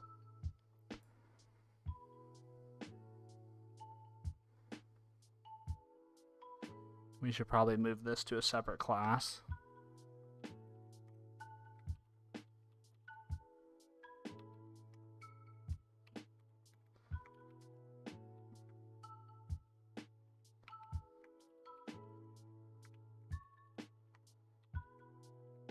Look at us. We're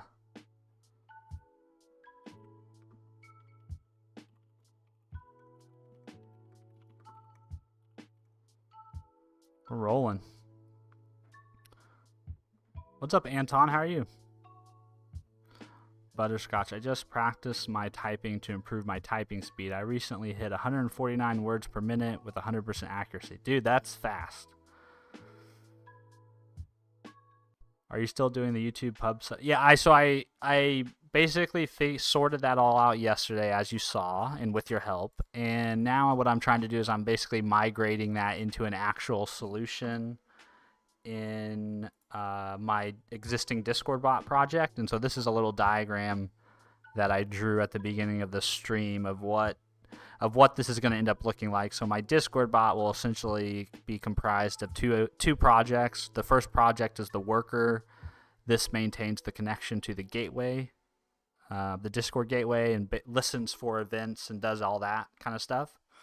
And then I'm going to have a separate webhook project that handles the YouTube notification thing. So this webhook project will be responsible for subscribing to YouTube notifications, then listening for those notifications, figuring out which of the notifications it needs to create a Discord message for, and then creating that Discord message. And it will create the Discord message on behalf of my bot's identity. So it'll use the same token and all that good stuff so that whenever the message lands in the Discord server, it still looks like it's coming from Steve's bot. And there's probably going to be another project here. There's probably just going to be like a lib folder. That's like basically any code that needs to be shared between these two will be shared there in another project. I haven't got to that point yet, but eventually I will. Did I ever restart my... I did, but...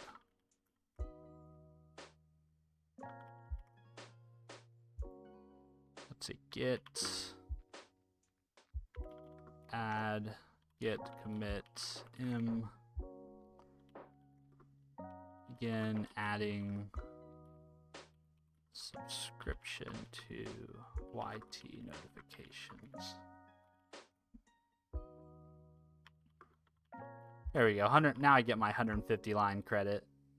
I was like, why is my lines change counter say that I've written no code? Because every piece of code I've written has been net new. and wasn't being tracked by Git yet.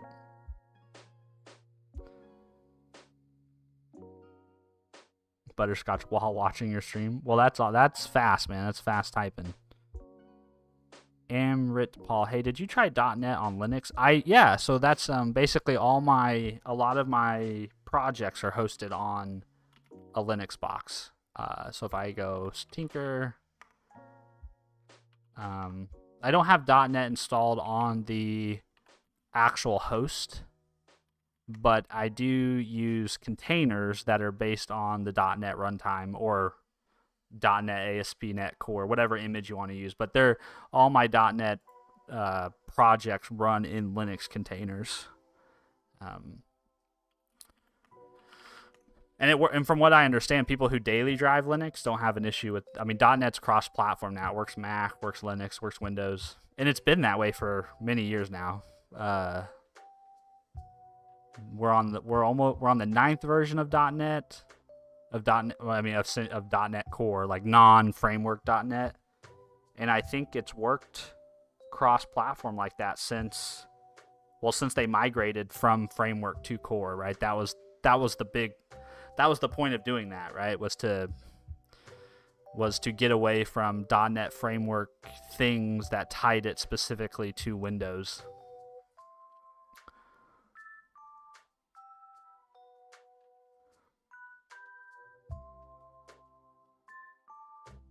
Oh, Anton said the source code is fine. My side, so that was been my experience. Is I always thought the code was big enough vertically that it was okay to read, but I still know some people like horizontal streams, so I get it. I totally understand.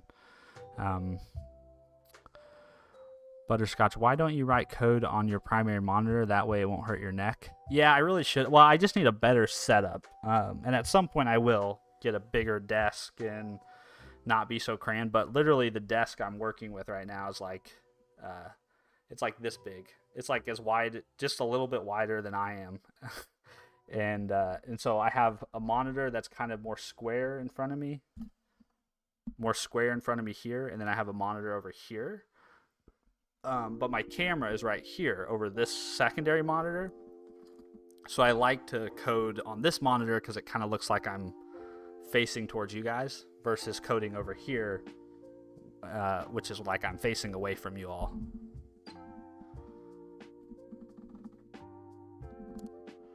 Anton, nice diagram. Yeah, thanks. It's a rough one, but it does the job. Mart, maybe make a pinned comment so people don't ask what is going on every 10 minutes. Yeah, I should get in the habit of doing that. I've done that on prior streams, but I should get in the habit of whenever I start my stream up, I should pin a content or have have a text overlay or something that kind of gives an insight into what the day's goal is.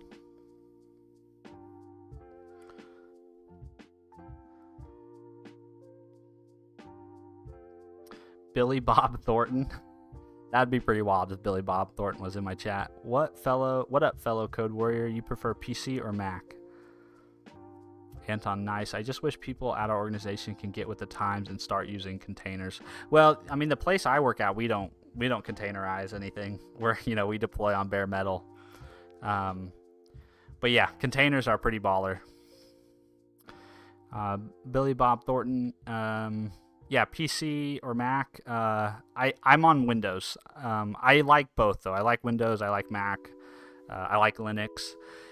Mac has been difficult for me because of just the price. The price of their computers are just so expensive.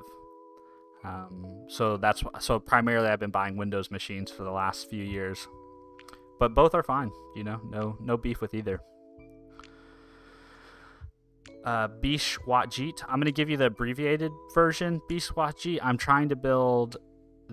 basically trying to implement the ability for my Discord bot to post notifications whenever whenever I go live on YouTube. So I go live on YouTube, I want my Discord bot to post to my Discord server that I'm live. Mac is considered a modern calculator.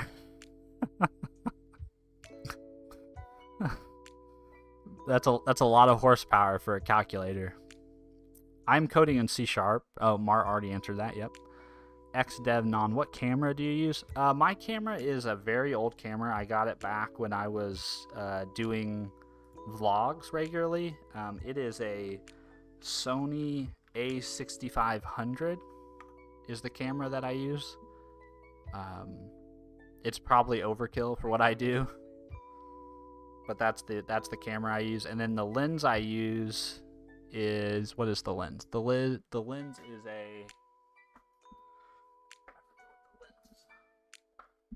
it's a Sony lens. Sony lens plus Sony G. I think it's 16 millimeter to.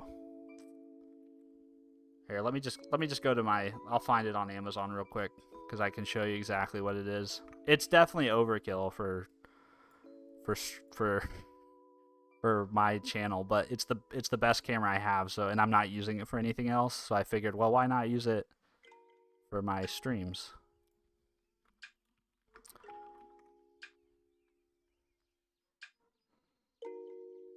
Let's see if I can find it. Oh, did I not order that on Amazon?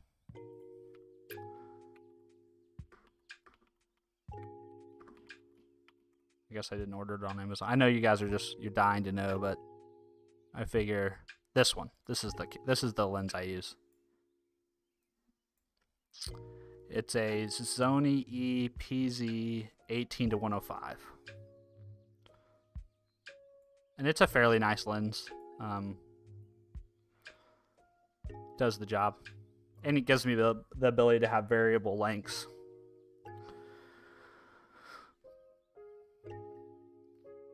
Billy Bob, I'm curious because he's wearing an Apple Watch. Oh yeah, so I have an Apple Watch, I have an iPhone, I have an iPad, and I do have a MacBook, right? Like I do have an older MacBook. I think I bought this in 2018. It's a MacBook Pro. But I haven't upgraded or gotten a new Mac computer because they're just so darn expensive. So damn expensive. I don't know why I said darn, but yeah, they're so expensive compared to what you can get in terms of hardware and capability on the Windows side. XDev, sweet. I'm looking for one to start streaming. Yeah, I don't know. I mean, I don't know if you need a full-blown mirrorless camera. I know there's some pretty good webcams out there. Like Logitech makes a stream cam that's like $100 or so. I don't know if it makes sense to drop like my camera body plus my lens is probably $1,500, and just to stream, I don't know if that's worth it. There's probably cheaper alternatives, but I bought all this stuff years ago with bonus money I got when I was working as a food scientist.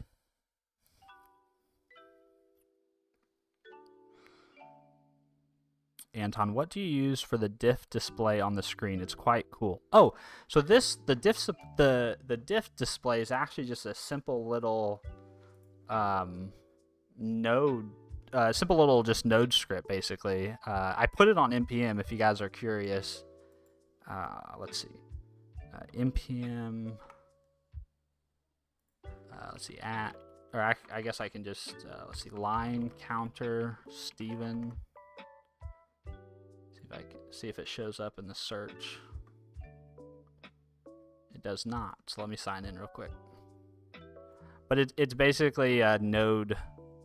I originally implemented it in PowerShell, and then I was like, well, PowerShell is probably not very friendly for a lot of people, so let me rewrite this in JavaScript and TypeScript. And I honestly can't take credit for the idea. The idea came from chat, so there was a fella named Talu in chat who had this idea that was like, hey, when you code on stream, you're terribly unproductive. And so we should have a counter to help make you accountable. And so it was his idea, and then I did the initial implementation in like a PowerShell script, and then I moved it into this. So if you're curious, this is my line counter. This is the code for the line counter. And so anybody can use it. And it's basically just like a little console application. You say line counter, path to your repo, path to your where you want the file to be outputted, because that's basically how it works. Is it runs git diff on a git repo, and then it writes the output to a file, and then you can pipe that file into OBS. So it's not like super. I mean, it's not like super complicated code, right? But it makes for a nice effect. Where's the? And then the GitHub repo. Obviously, you don't even need to necessarily use my package if you don't want to. The code is here. And you're welcome to modify it, change it, whatever you'd like.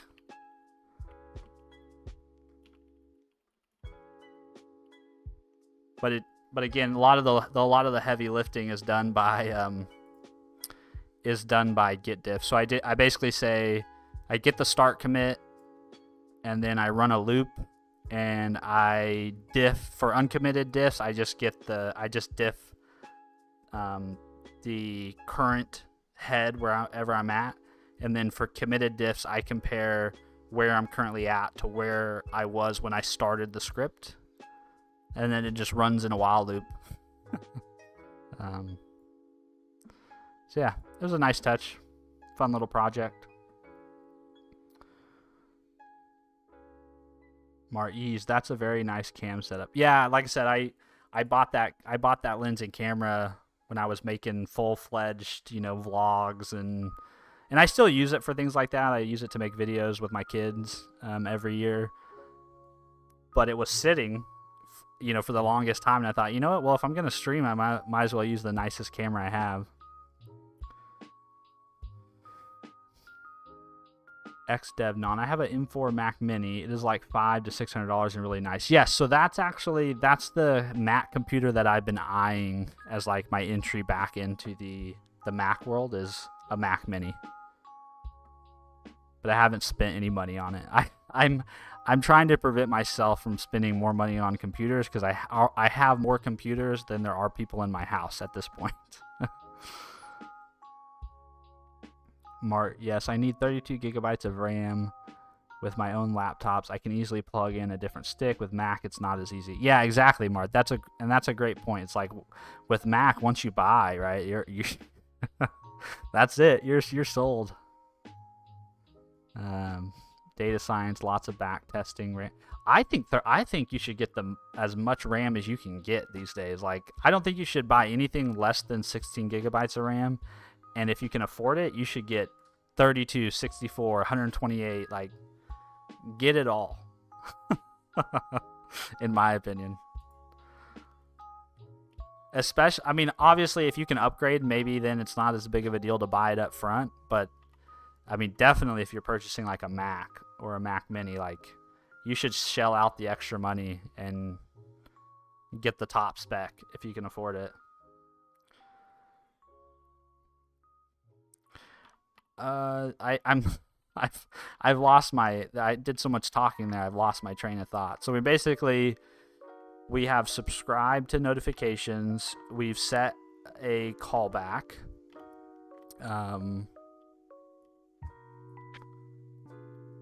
And so this is where,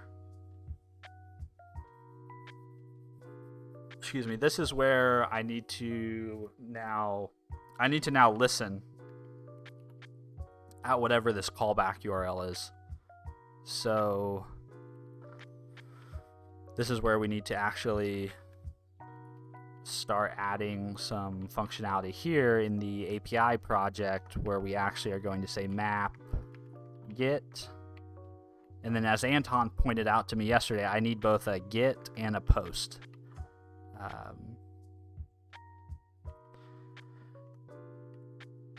And I think I want to make this a constant. But I'm not sure where it should live, because I need to reference it in a couple different places. I need to reference it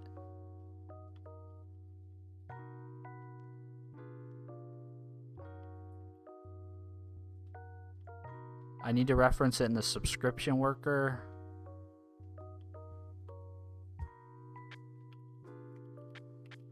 Here, actually, this is what I'm gonna do. I'm gonna make this not a base URL. I'm gonna make this the actual URL, fully qualified. And then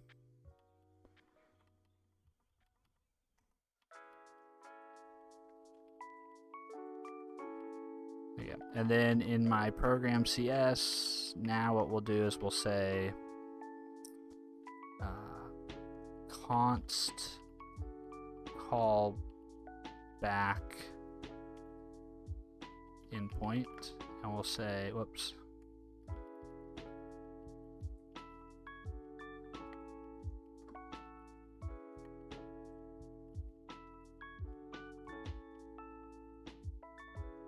Well, I mean, I really can just do it on the root. At the moment,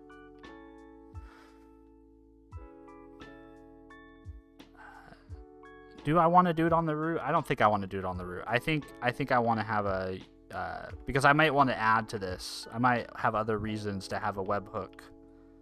So we'll say YouTube notifications endpoint, and we'll call it YT callback.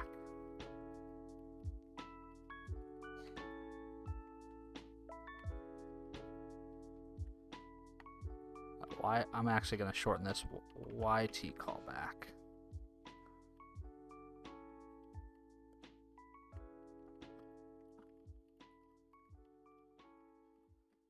This can just be hello for now. We can do the same thing here and here.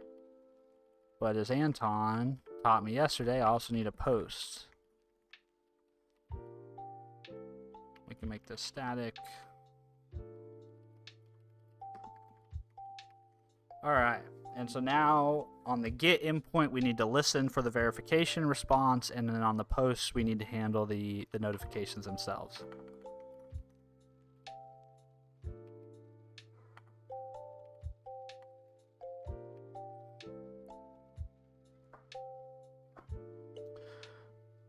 Vibhu. Vibhu, also, hello. I didn't see you jump into the chat. It's good to see you.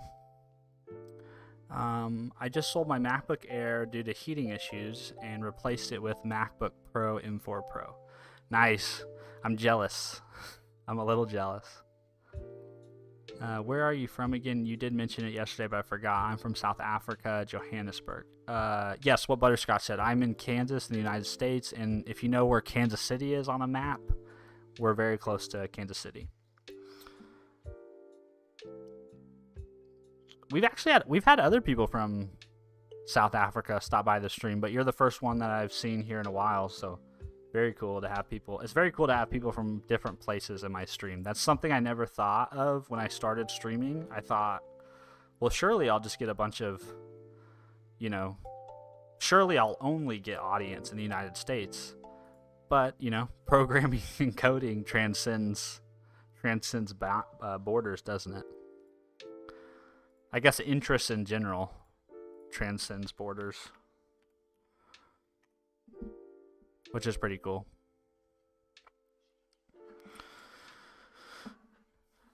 Hey.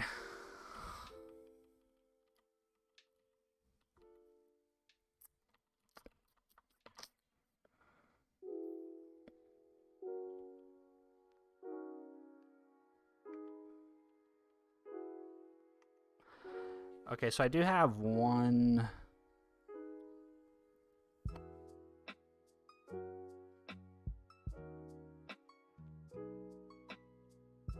Okay, so the way this works is, if we go back to my diagram from yesterday, the way this part of the YouTube pub sub thing works, and I'm more of saying this for myself than for you, but the bot requests the subscription and then YouTube verifies the request. So theoretically, let's say if somebody knows my callback URL, theoretically somebody could sign my app up for a subscription, and if I don't handle the verification request properly, I could end up a state where people can send my app notifications that I don't want. So inside this get callback here, I need to make sure that the topic is for a topic I care about. And in this case, the only topic I care about at the moment is the one that's in my configuration file. I only care about this topic URL. So I need to validate against that. Okay, so I have some code written that does this kind of already. So I'm going to go and get that really quick. This was code we wrote yesterday.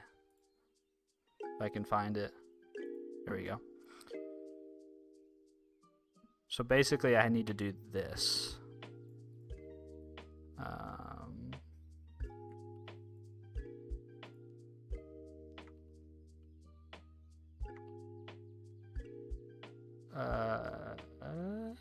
Delete that and then post that.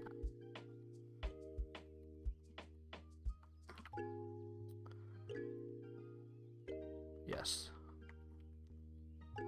So see how right here I'm just returning challenge? That's not what I want to do. What I should do is I should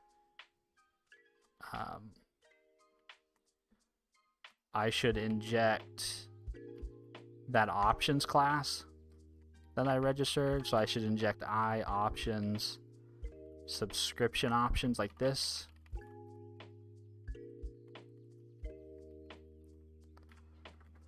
And then in here, what I should do is I should say if string dot compare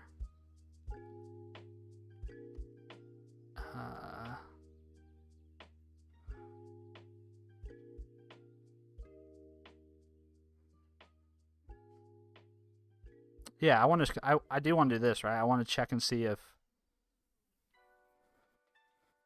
compare sub. Oh no, I don't want to compare substring. I want to do string dot. Well, hold on. The most simplest thing I want to do is I want to do sub. If topic does not equal sub options dot topic dot value dot topic URL, then we should just return. We should return results dot some sort of failure. It just needs to be a non 200. What makes the most sense? Maybe not found.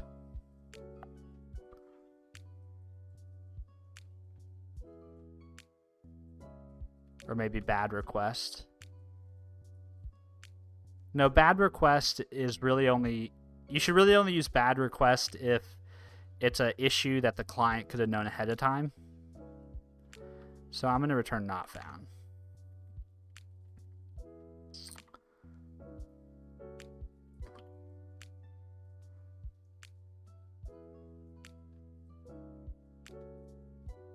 Oh.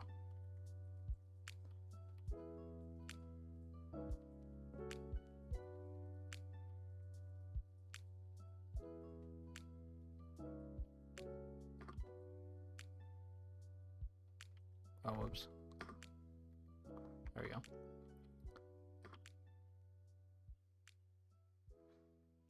Request delegate does not take 5 arguments. Why are you angry?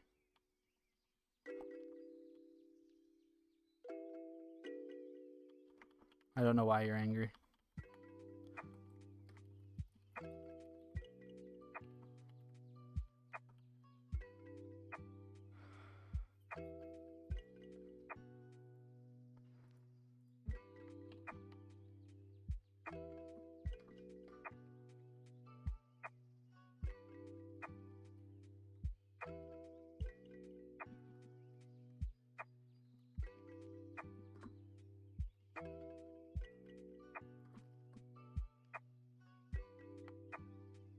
Let's see, received verification request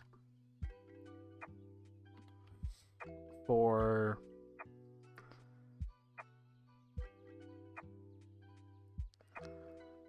or I don't know what the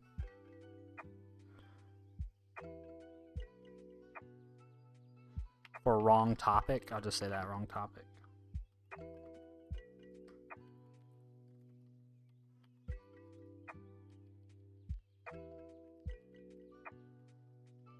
We'll do that. Sorry, Suhas. I got locked in there for a second.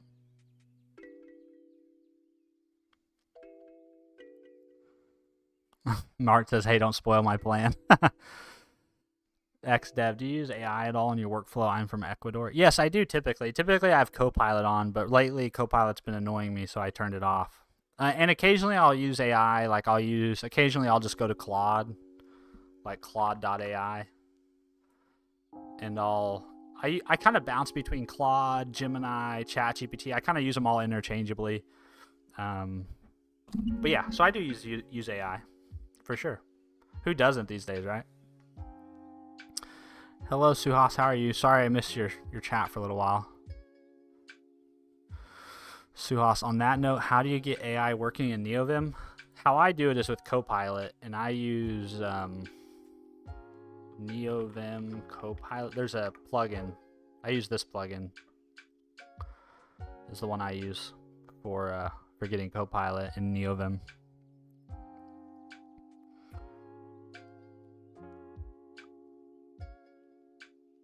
Bro, it's not. Yeah, sorry about that. YouTube web. Yeah.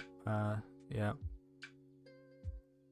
I mean, usually comes to chat. Yeah, sometimes I try my best to pay attention to chat, but then other times I get locked in.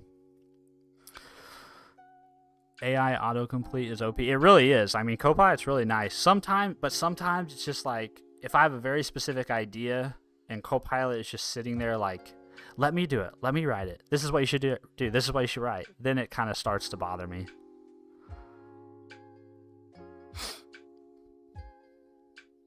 Cooking with Kale. I've been killing it with GitHub Copilot doing advanced drone research to stop Russian glide bombs and get drone swarms. I could have made over 100 million with only $10 1 month. No cap. I don't know. I kind of call cap.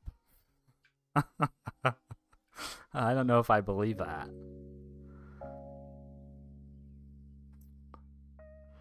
Utsav. Hello, Utsav. Yes, I think Mar answered your question, Utsav, about what are we making. We're basically making a webhook that supports my Discord bot being able to notify people whenever I go live. So if that's the best place to get notified whenever I start streaming, if you join our Discord. And normally I do it manually. And so what I want to do in the future is just have the bot do it for me.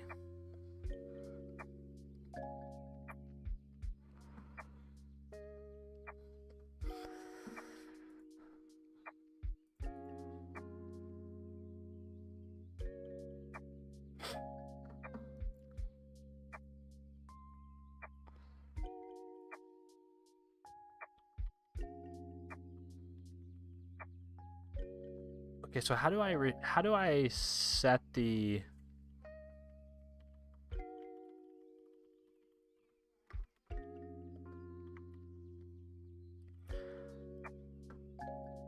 a minimal API return results.ok, but as string content?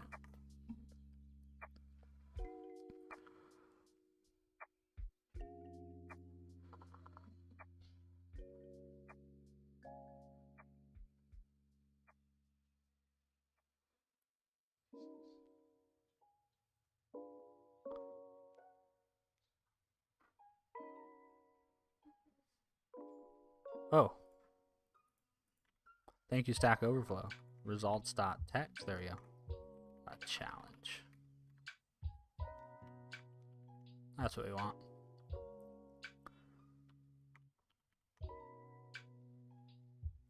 All right, so let's set a top. Let's test this real quick. So if I go in here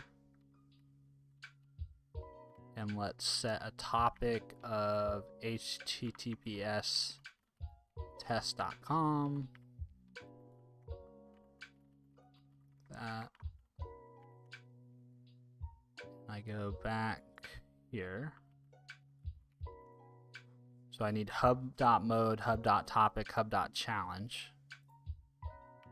.NET run, project. This might be the last bit of work I do today on this. Because I'd like another cup of coffee and I'd like to stretch my legs a bit. Yes, run the webhook.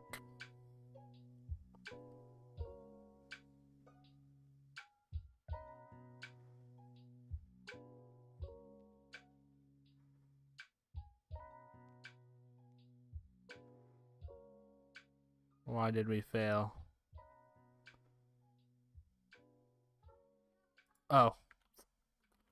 Because...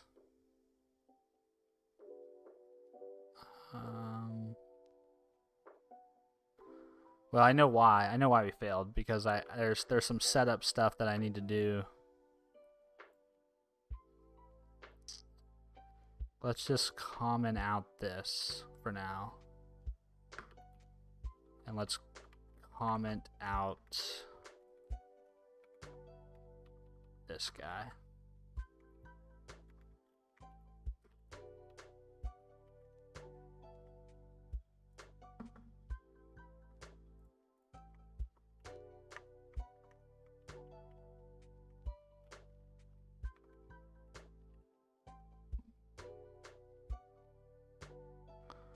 And let's now try our API.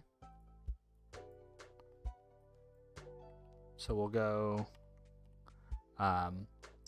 hub.topic equals something. And hub.mode equals subscribe. And hub.challenge equals test. Oh, we don't need the silly quotes there.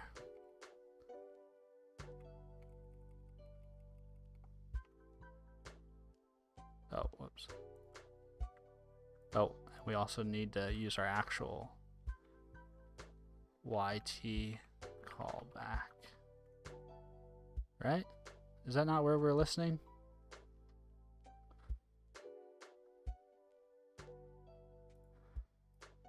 Oh, yep, because I pasted in that code and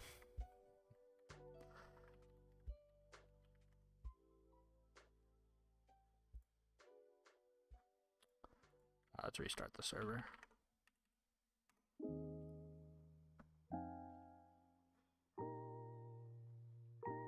Five two two eight.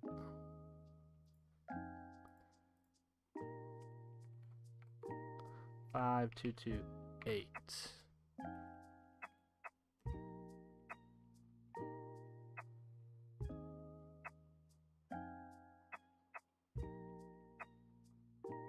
Yeah, 404. That's what I would expect. But if I change this to HTTP test.com,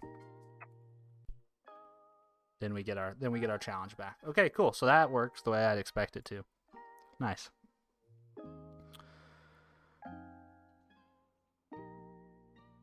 What's up, Noku? How are you? Copilot's trying to become the pilot. Yeah, indeed. Copilot gets a little bossy.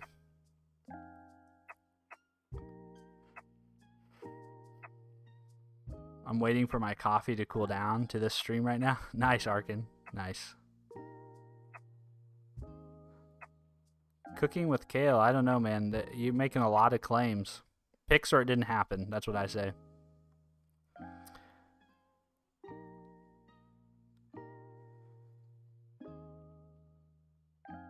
Yaboku? Hello, Yaboku. Hope you're doing good. Oh, it's already 12:30. Sheesh. This has been a good stream.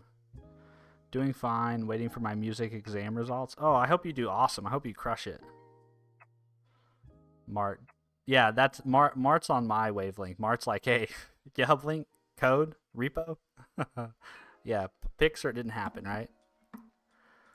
Yeah, that's something they teach you, you know, when you're if you go to if you study in a scientific field, very early on, they teach you that like the person making claims, the onus is on them to provide evidence, right? It's not on us to believe anything that Cooking with Kale says.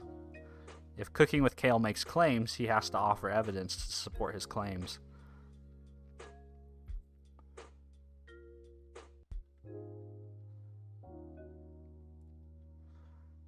Yato, nice Vim config. Oh yeah, if you want to check them out in more detail, you can say exclamation point NeoVim, and you'll get a link to my configs. But I've been pretty happy with them.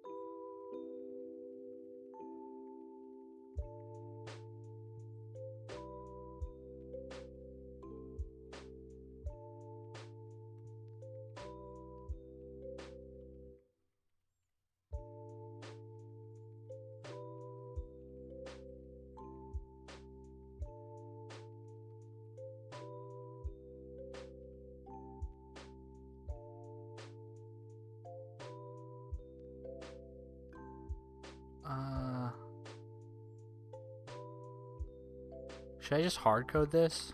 Maybe I should just hard code this.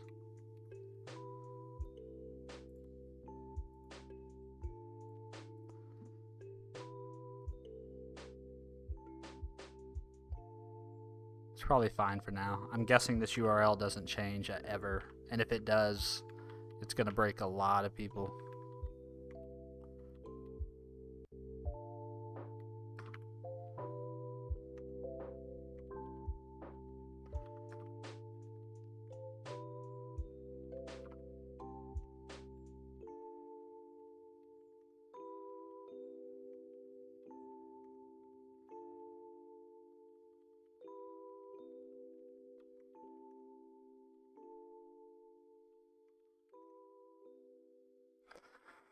Okay. Look at us. We're making this thing happen.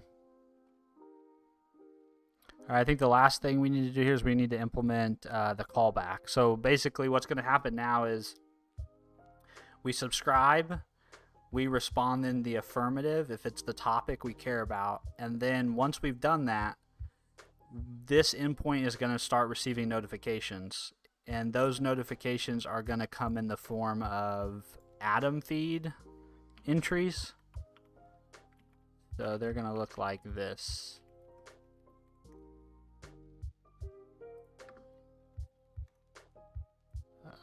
They're going to look like this, which is basically just XML. It's basically just XML, and I just need to parse out of here what I care about. So I care about the ID. I care about the link. But I think I can actually construct the link from the ID, really. So really what I care about is the ID. And once I get the ID, then I want to check and see if it's a stream. And if it is a stream, then I want to create a Discord notification. Otherwise, I just want to ignore it for now at this moment. So let's add a to-do here, because I'm not actually going to implement this today. So let's say to-do implement logic to do the following. Extract video ID from notification. Identify video as a stream or not. If is stream, create Discord message. If not, then just log a message.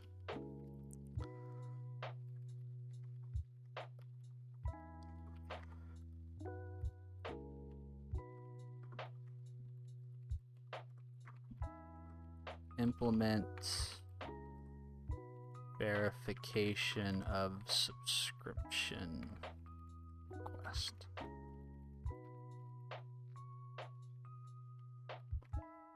Yay! It was a productive day. 150 lines of code. That's not bad, huh?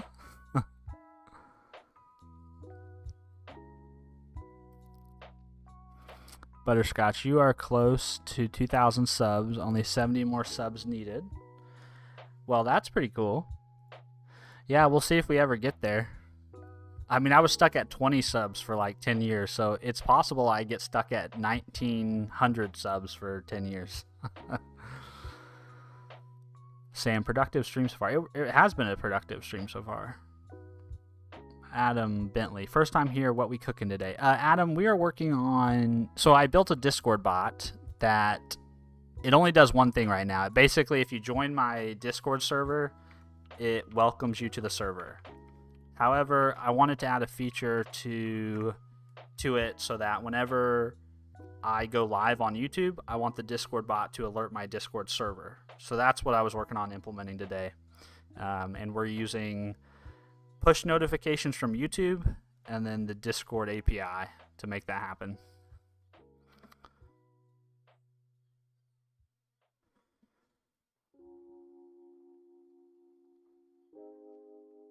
Yoboku. Why use Windows? Is it because of streaming issues? I think I used to use Apple. I used to use Mac OS. Then their computers got really, really expensive. So then I switched to using Windows. And so I've been basically using Windows the whole time I've been learning how to write code and develop software. And I've just kind of stuck with it. Now I'm kind of married to it because I like to do development stuff, but I also like to stream. So I've just stayed on one computer. I don't really want to have like a Linux machine for development and then a Windows machine for other things. Not really. I've got too many. I already have too many things in my life to take care of. I don't need more computers to manage. Suhas, new command suggestion. What bro is doing? Oh, that's a great idea. However, how do I remember to update it? Suhas, that's like we should add a command here. We should add a command. I'm gonna have to think about that because I don't want it to be stale. So like, how do I always? I just have to have discipline, I guess, to always remember to update it. Sam, he uses C# at work. He's a Windows guy. Yeah, I wouldn't even say I'm a Windows guy, just as so much as that's what I've been using. And C# is cross-platform now, so if you can write C# and you can use .NET, Linux, Windows, Mac, doesn't matter. Have at it.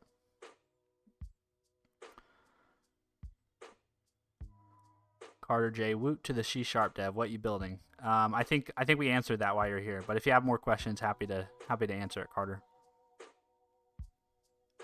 No cool question. Is the YouTube API free to use? I think it is for the stuff I'm using it for. I think the push notification thing is free because you don't even have to be authenticated to subscribe to it. And then the other API, the YouTube data API, that you do need a project and you do need, at the very least, you need an API key to read video information. But I'm guessing there's probably rate limits on it. If I had to imagine. I haven't looked at it. Let's see. YouTube data API rate limit.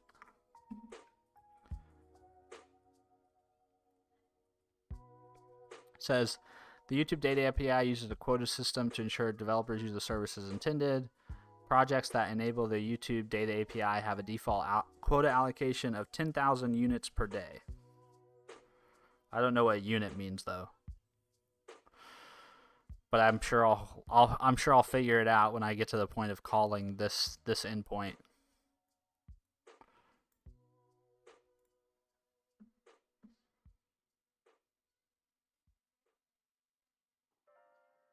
Yo, what's up? What is this code editor called? I wanted the same one. It's NeoVim. And yeah, the NeoVim configuration should be in the chat if they're not already. If you type exclamation point NeoVim, you'll get my NeoVim configurations. Suhas, can I hook it up to an electric collar so that I can't miss any of your streams? That doesn't sound fun. Oh, Mart already knew the 10K unit. With the people already had the answer to that. Thank you. Shadow, hello Shadow, how are you doing? Noku, say no to Mac, say no to Apple. Which web browser do you use? I use Edge. I've had a lot of people dunk on me for using Edge, but my favorite feature in Edge is the vertical tab support. And yeah, so I've just stuck with Edge. Yes, it is NeoVim. Shadow, what language is this? It is C#, is what I've been writing. C#. Butterscotch, you can directly add commands from the YouTube chat, like !add_com command message. Oh, that's cool. I didn't know you could do that. Is that in their documentation? Butterscotch was the one that turned me on to Nightbot. So let's see. Manage default commands.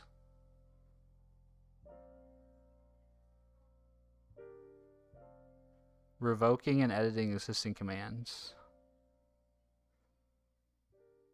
Managing custom. It is also possible to manage commands within chat. Check out the !commands default command documentation for instructions. Oh, so what you're saying is, okay, let me add this real quick. So if I say command, what was it? Command what?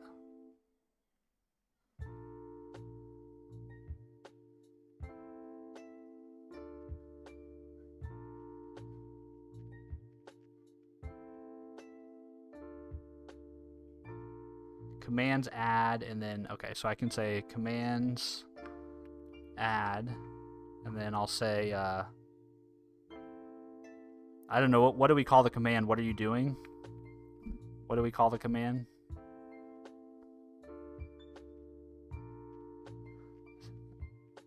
What bro is doing. Okay, we'll call it what bro doing. And then we'll say command response. In this case, the command response is, I'll just type working on Discord bot. Oh, hold on. We'll call it adding ability to Discord. Adding ability to Discord bot to post YouTube, or to post when I go live on YouTube, like that. Okay, let's see if this works. It did, it worked. Hey, that's awesome. Butterscotch, I owe you 10x for introducing me to Nightbot. It's a very cool solution.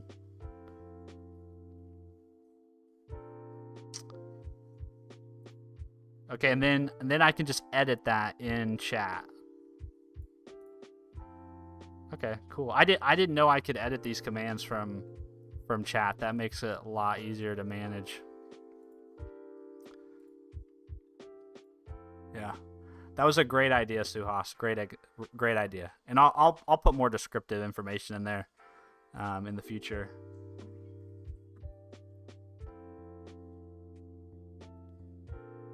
Bro should have used Go for Discord bot. Yeah, that would have been a really good learning experience, but I'm afraid it would have taken me 10 times longer to implement it.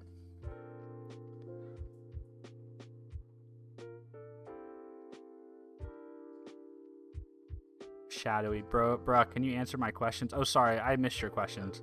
So I'm writing C#. Yeah, Shadowy. I think I caught up. Sorry about that. The Mysterious Explorer. I'm currently using Nano. Is it good for advanced coding, though? I've used Nano. I've never set it up as like an editor. I've always just used it as like, you know, I SSH into a server and use it to edit files there. It seems like a good editor, but I don't know anything about getting it configured to be something like what I have on screen right now.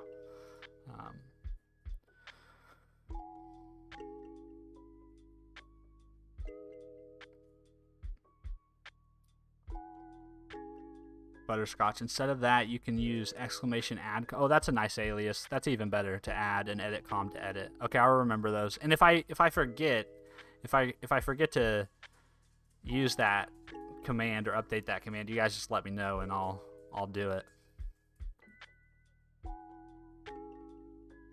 Cooking with Kale. I've noticed that everyone who uses Vim, I've also seen, has a 10 key. I think if people would get rid of the 10 key so they can move the mouse quicker, they wouldn't care about Vim so much. Yeah, I don't know. I've never used a 10 key, so I'm not a big 10 key user myself. I've never had a full width, full size keyboard. I prefer a 75% layout on keyboards myself. 75% or smaller. But there is something to, when you're in an editor, there is something to navigating it with your hands on the keys that is very, at first it feels foreign, but after a while it feels very natural. And once you start doing it and that motion gets ingrained into your fingers, you want to do it everywhere you edit text. So I'm Vim Motions, I'm a big fan. I just posted a short yesterday where it was like, I'm Vim Motions for life. Like, I think it's great. No, don't worry. We'll submit a proper bug report and even a PR if you forget. Well, I appreciate you guys keeping me honest. That's very kind.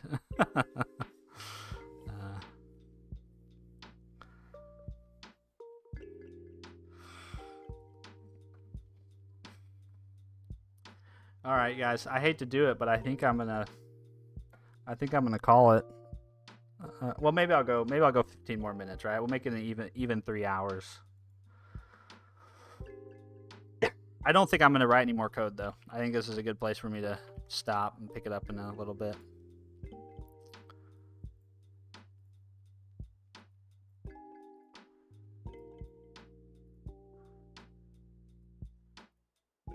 Oh man, I've got a lot of windows open, don't I?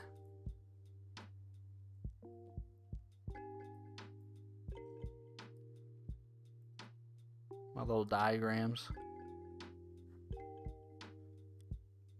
If you guys do want to read about the pub sub thing, this is where I found the specification. I wonder where all these people are at now. Do you guys ever see people's names, places, and think, huh, I wonder where B. Fitzpatrick is, the guy who helped write the pub sub hubbub. I wonder where he's at now.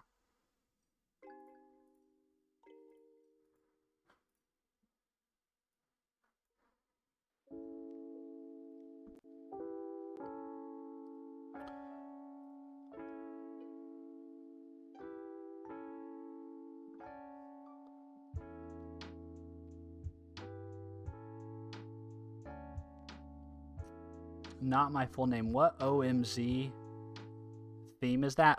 It's actually Oh My Posh. So I use PowerShell in my terminal as my main shell, and let's see. I can get you the exact theme name. the theme name is well, if I go to my profile,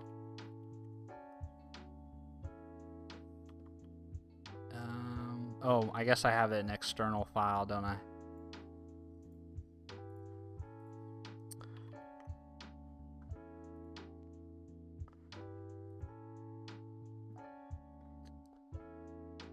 Let's see. It's in here somewhere. One second, I promise I'll get it. I'll get it. One sec.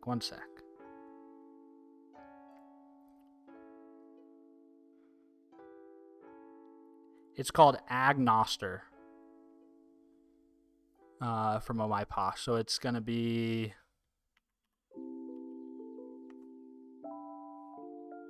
this one. Oh, whoops. Yeah, it's this theme. I don't know if you can see that, Agnoster. It's that theme, but I've customized the prompt a little bit so that it puts it on a new line and has that arrow and everything. And so if you want my exact theme, you can go here.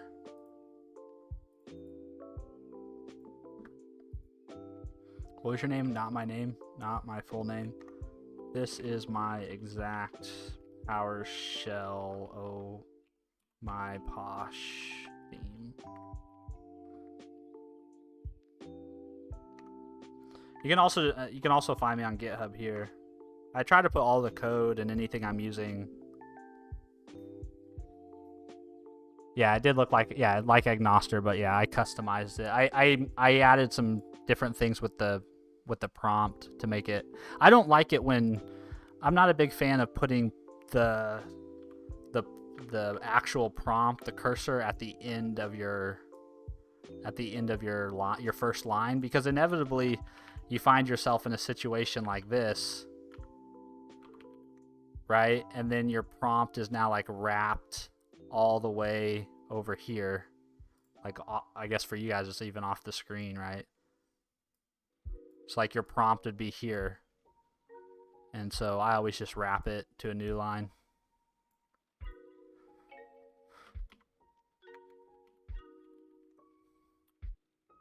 Personal preference, right? Everyone's got them.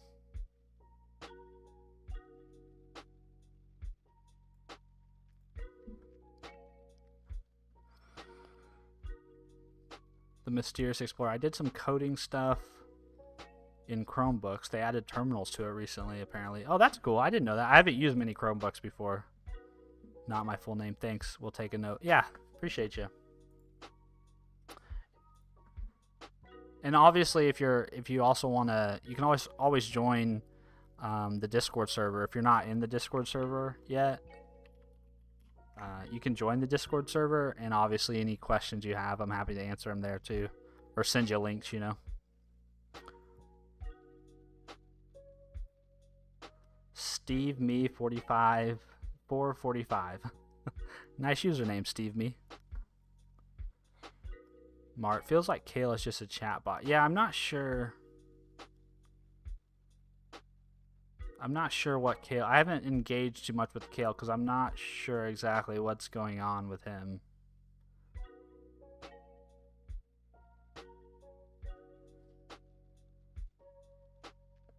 He's not like being hostile or anything, but just some of his chat messages are kind of odd.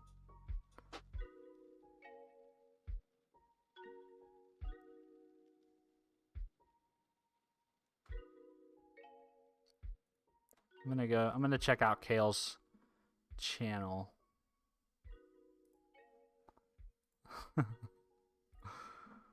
Let's see. I don't know. He's got actual videos on it. I mean, he's got lives on there.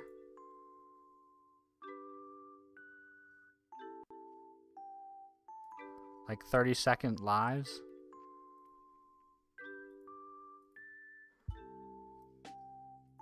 Who knows? The internet's a weird place.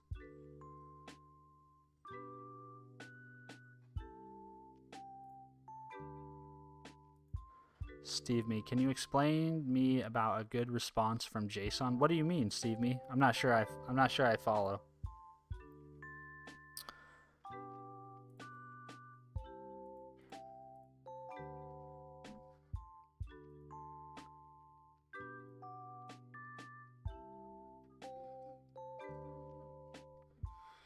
I'm not sure. I saw an email signature the other day that was written in JSON. I thought that was kind of cool. Mark, no, I don't think it's a you problem. I've been kind of lost by some of Kale or Cooking with Kale's commentary, so I haven't really I haven't responded much. So I don't think it's just a you problem.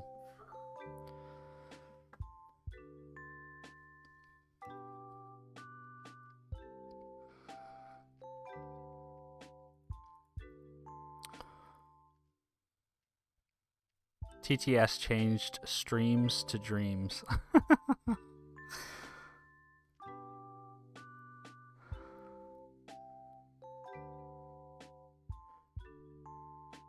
Yeah, I need to. So I think in the future,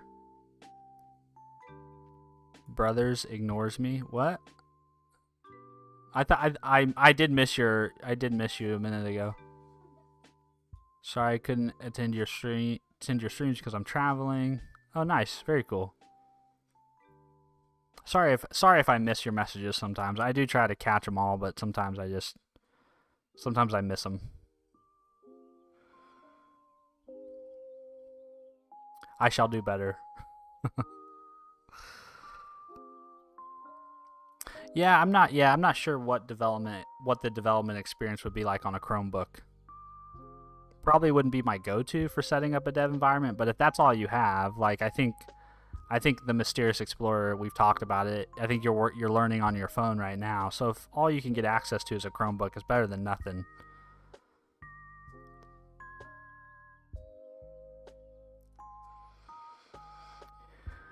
All right, guys. I think I'm gonna sign off. I'll be back probably tomorrow. It'll probably be tomorrow's a work day for me, so it'll probably be an evening stream. So if you're around, you see me live, stop by, say hi. Otherwise, get into the Discord, and you can interact with me and the rest of the chat there. That's probably the best place to be.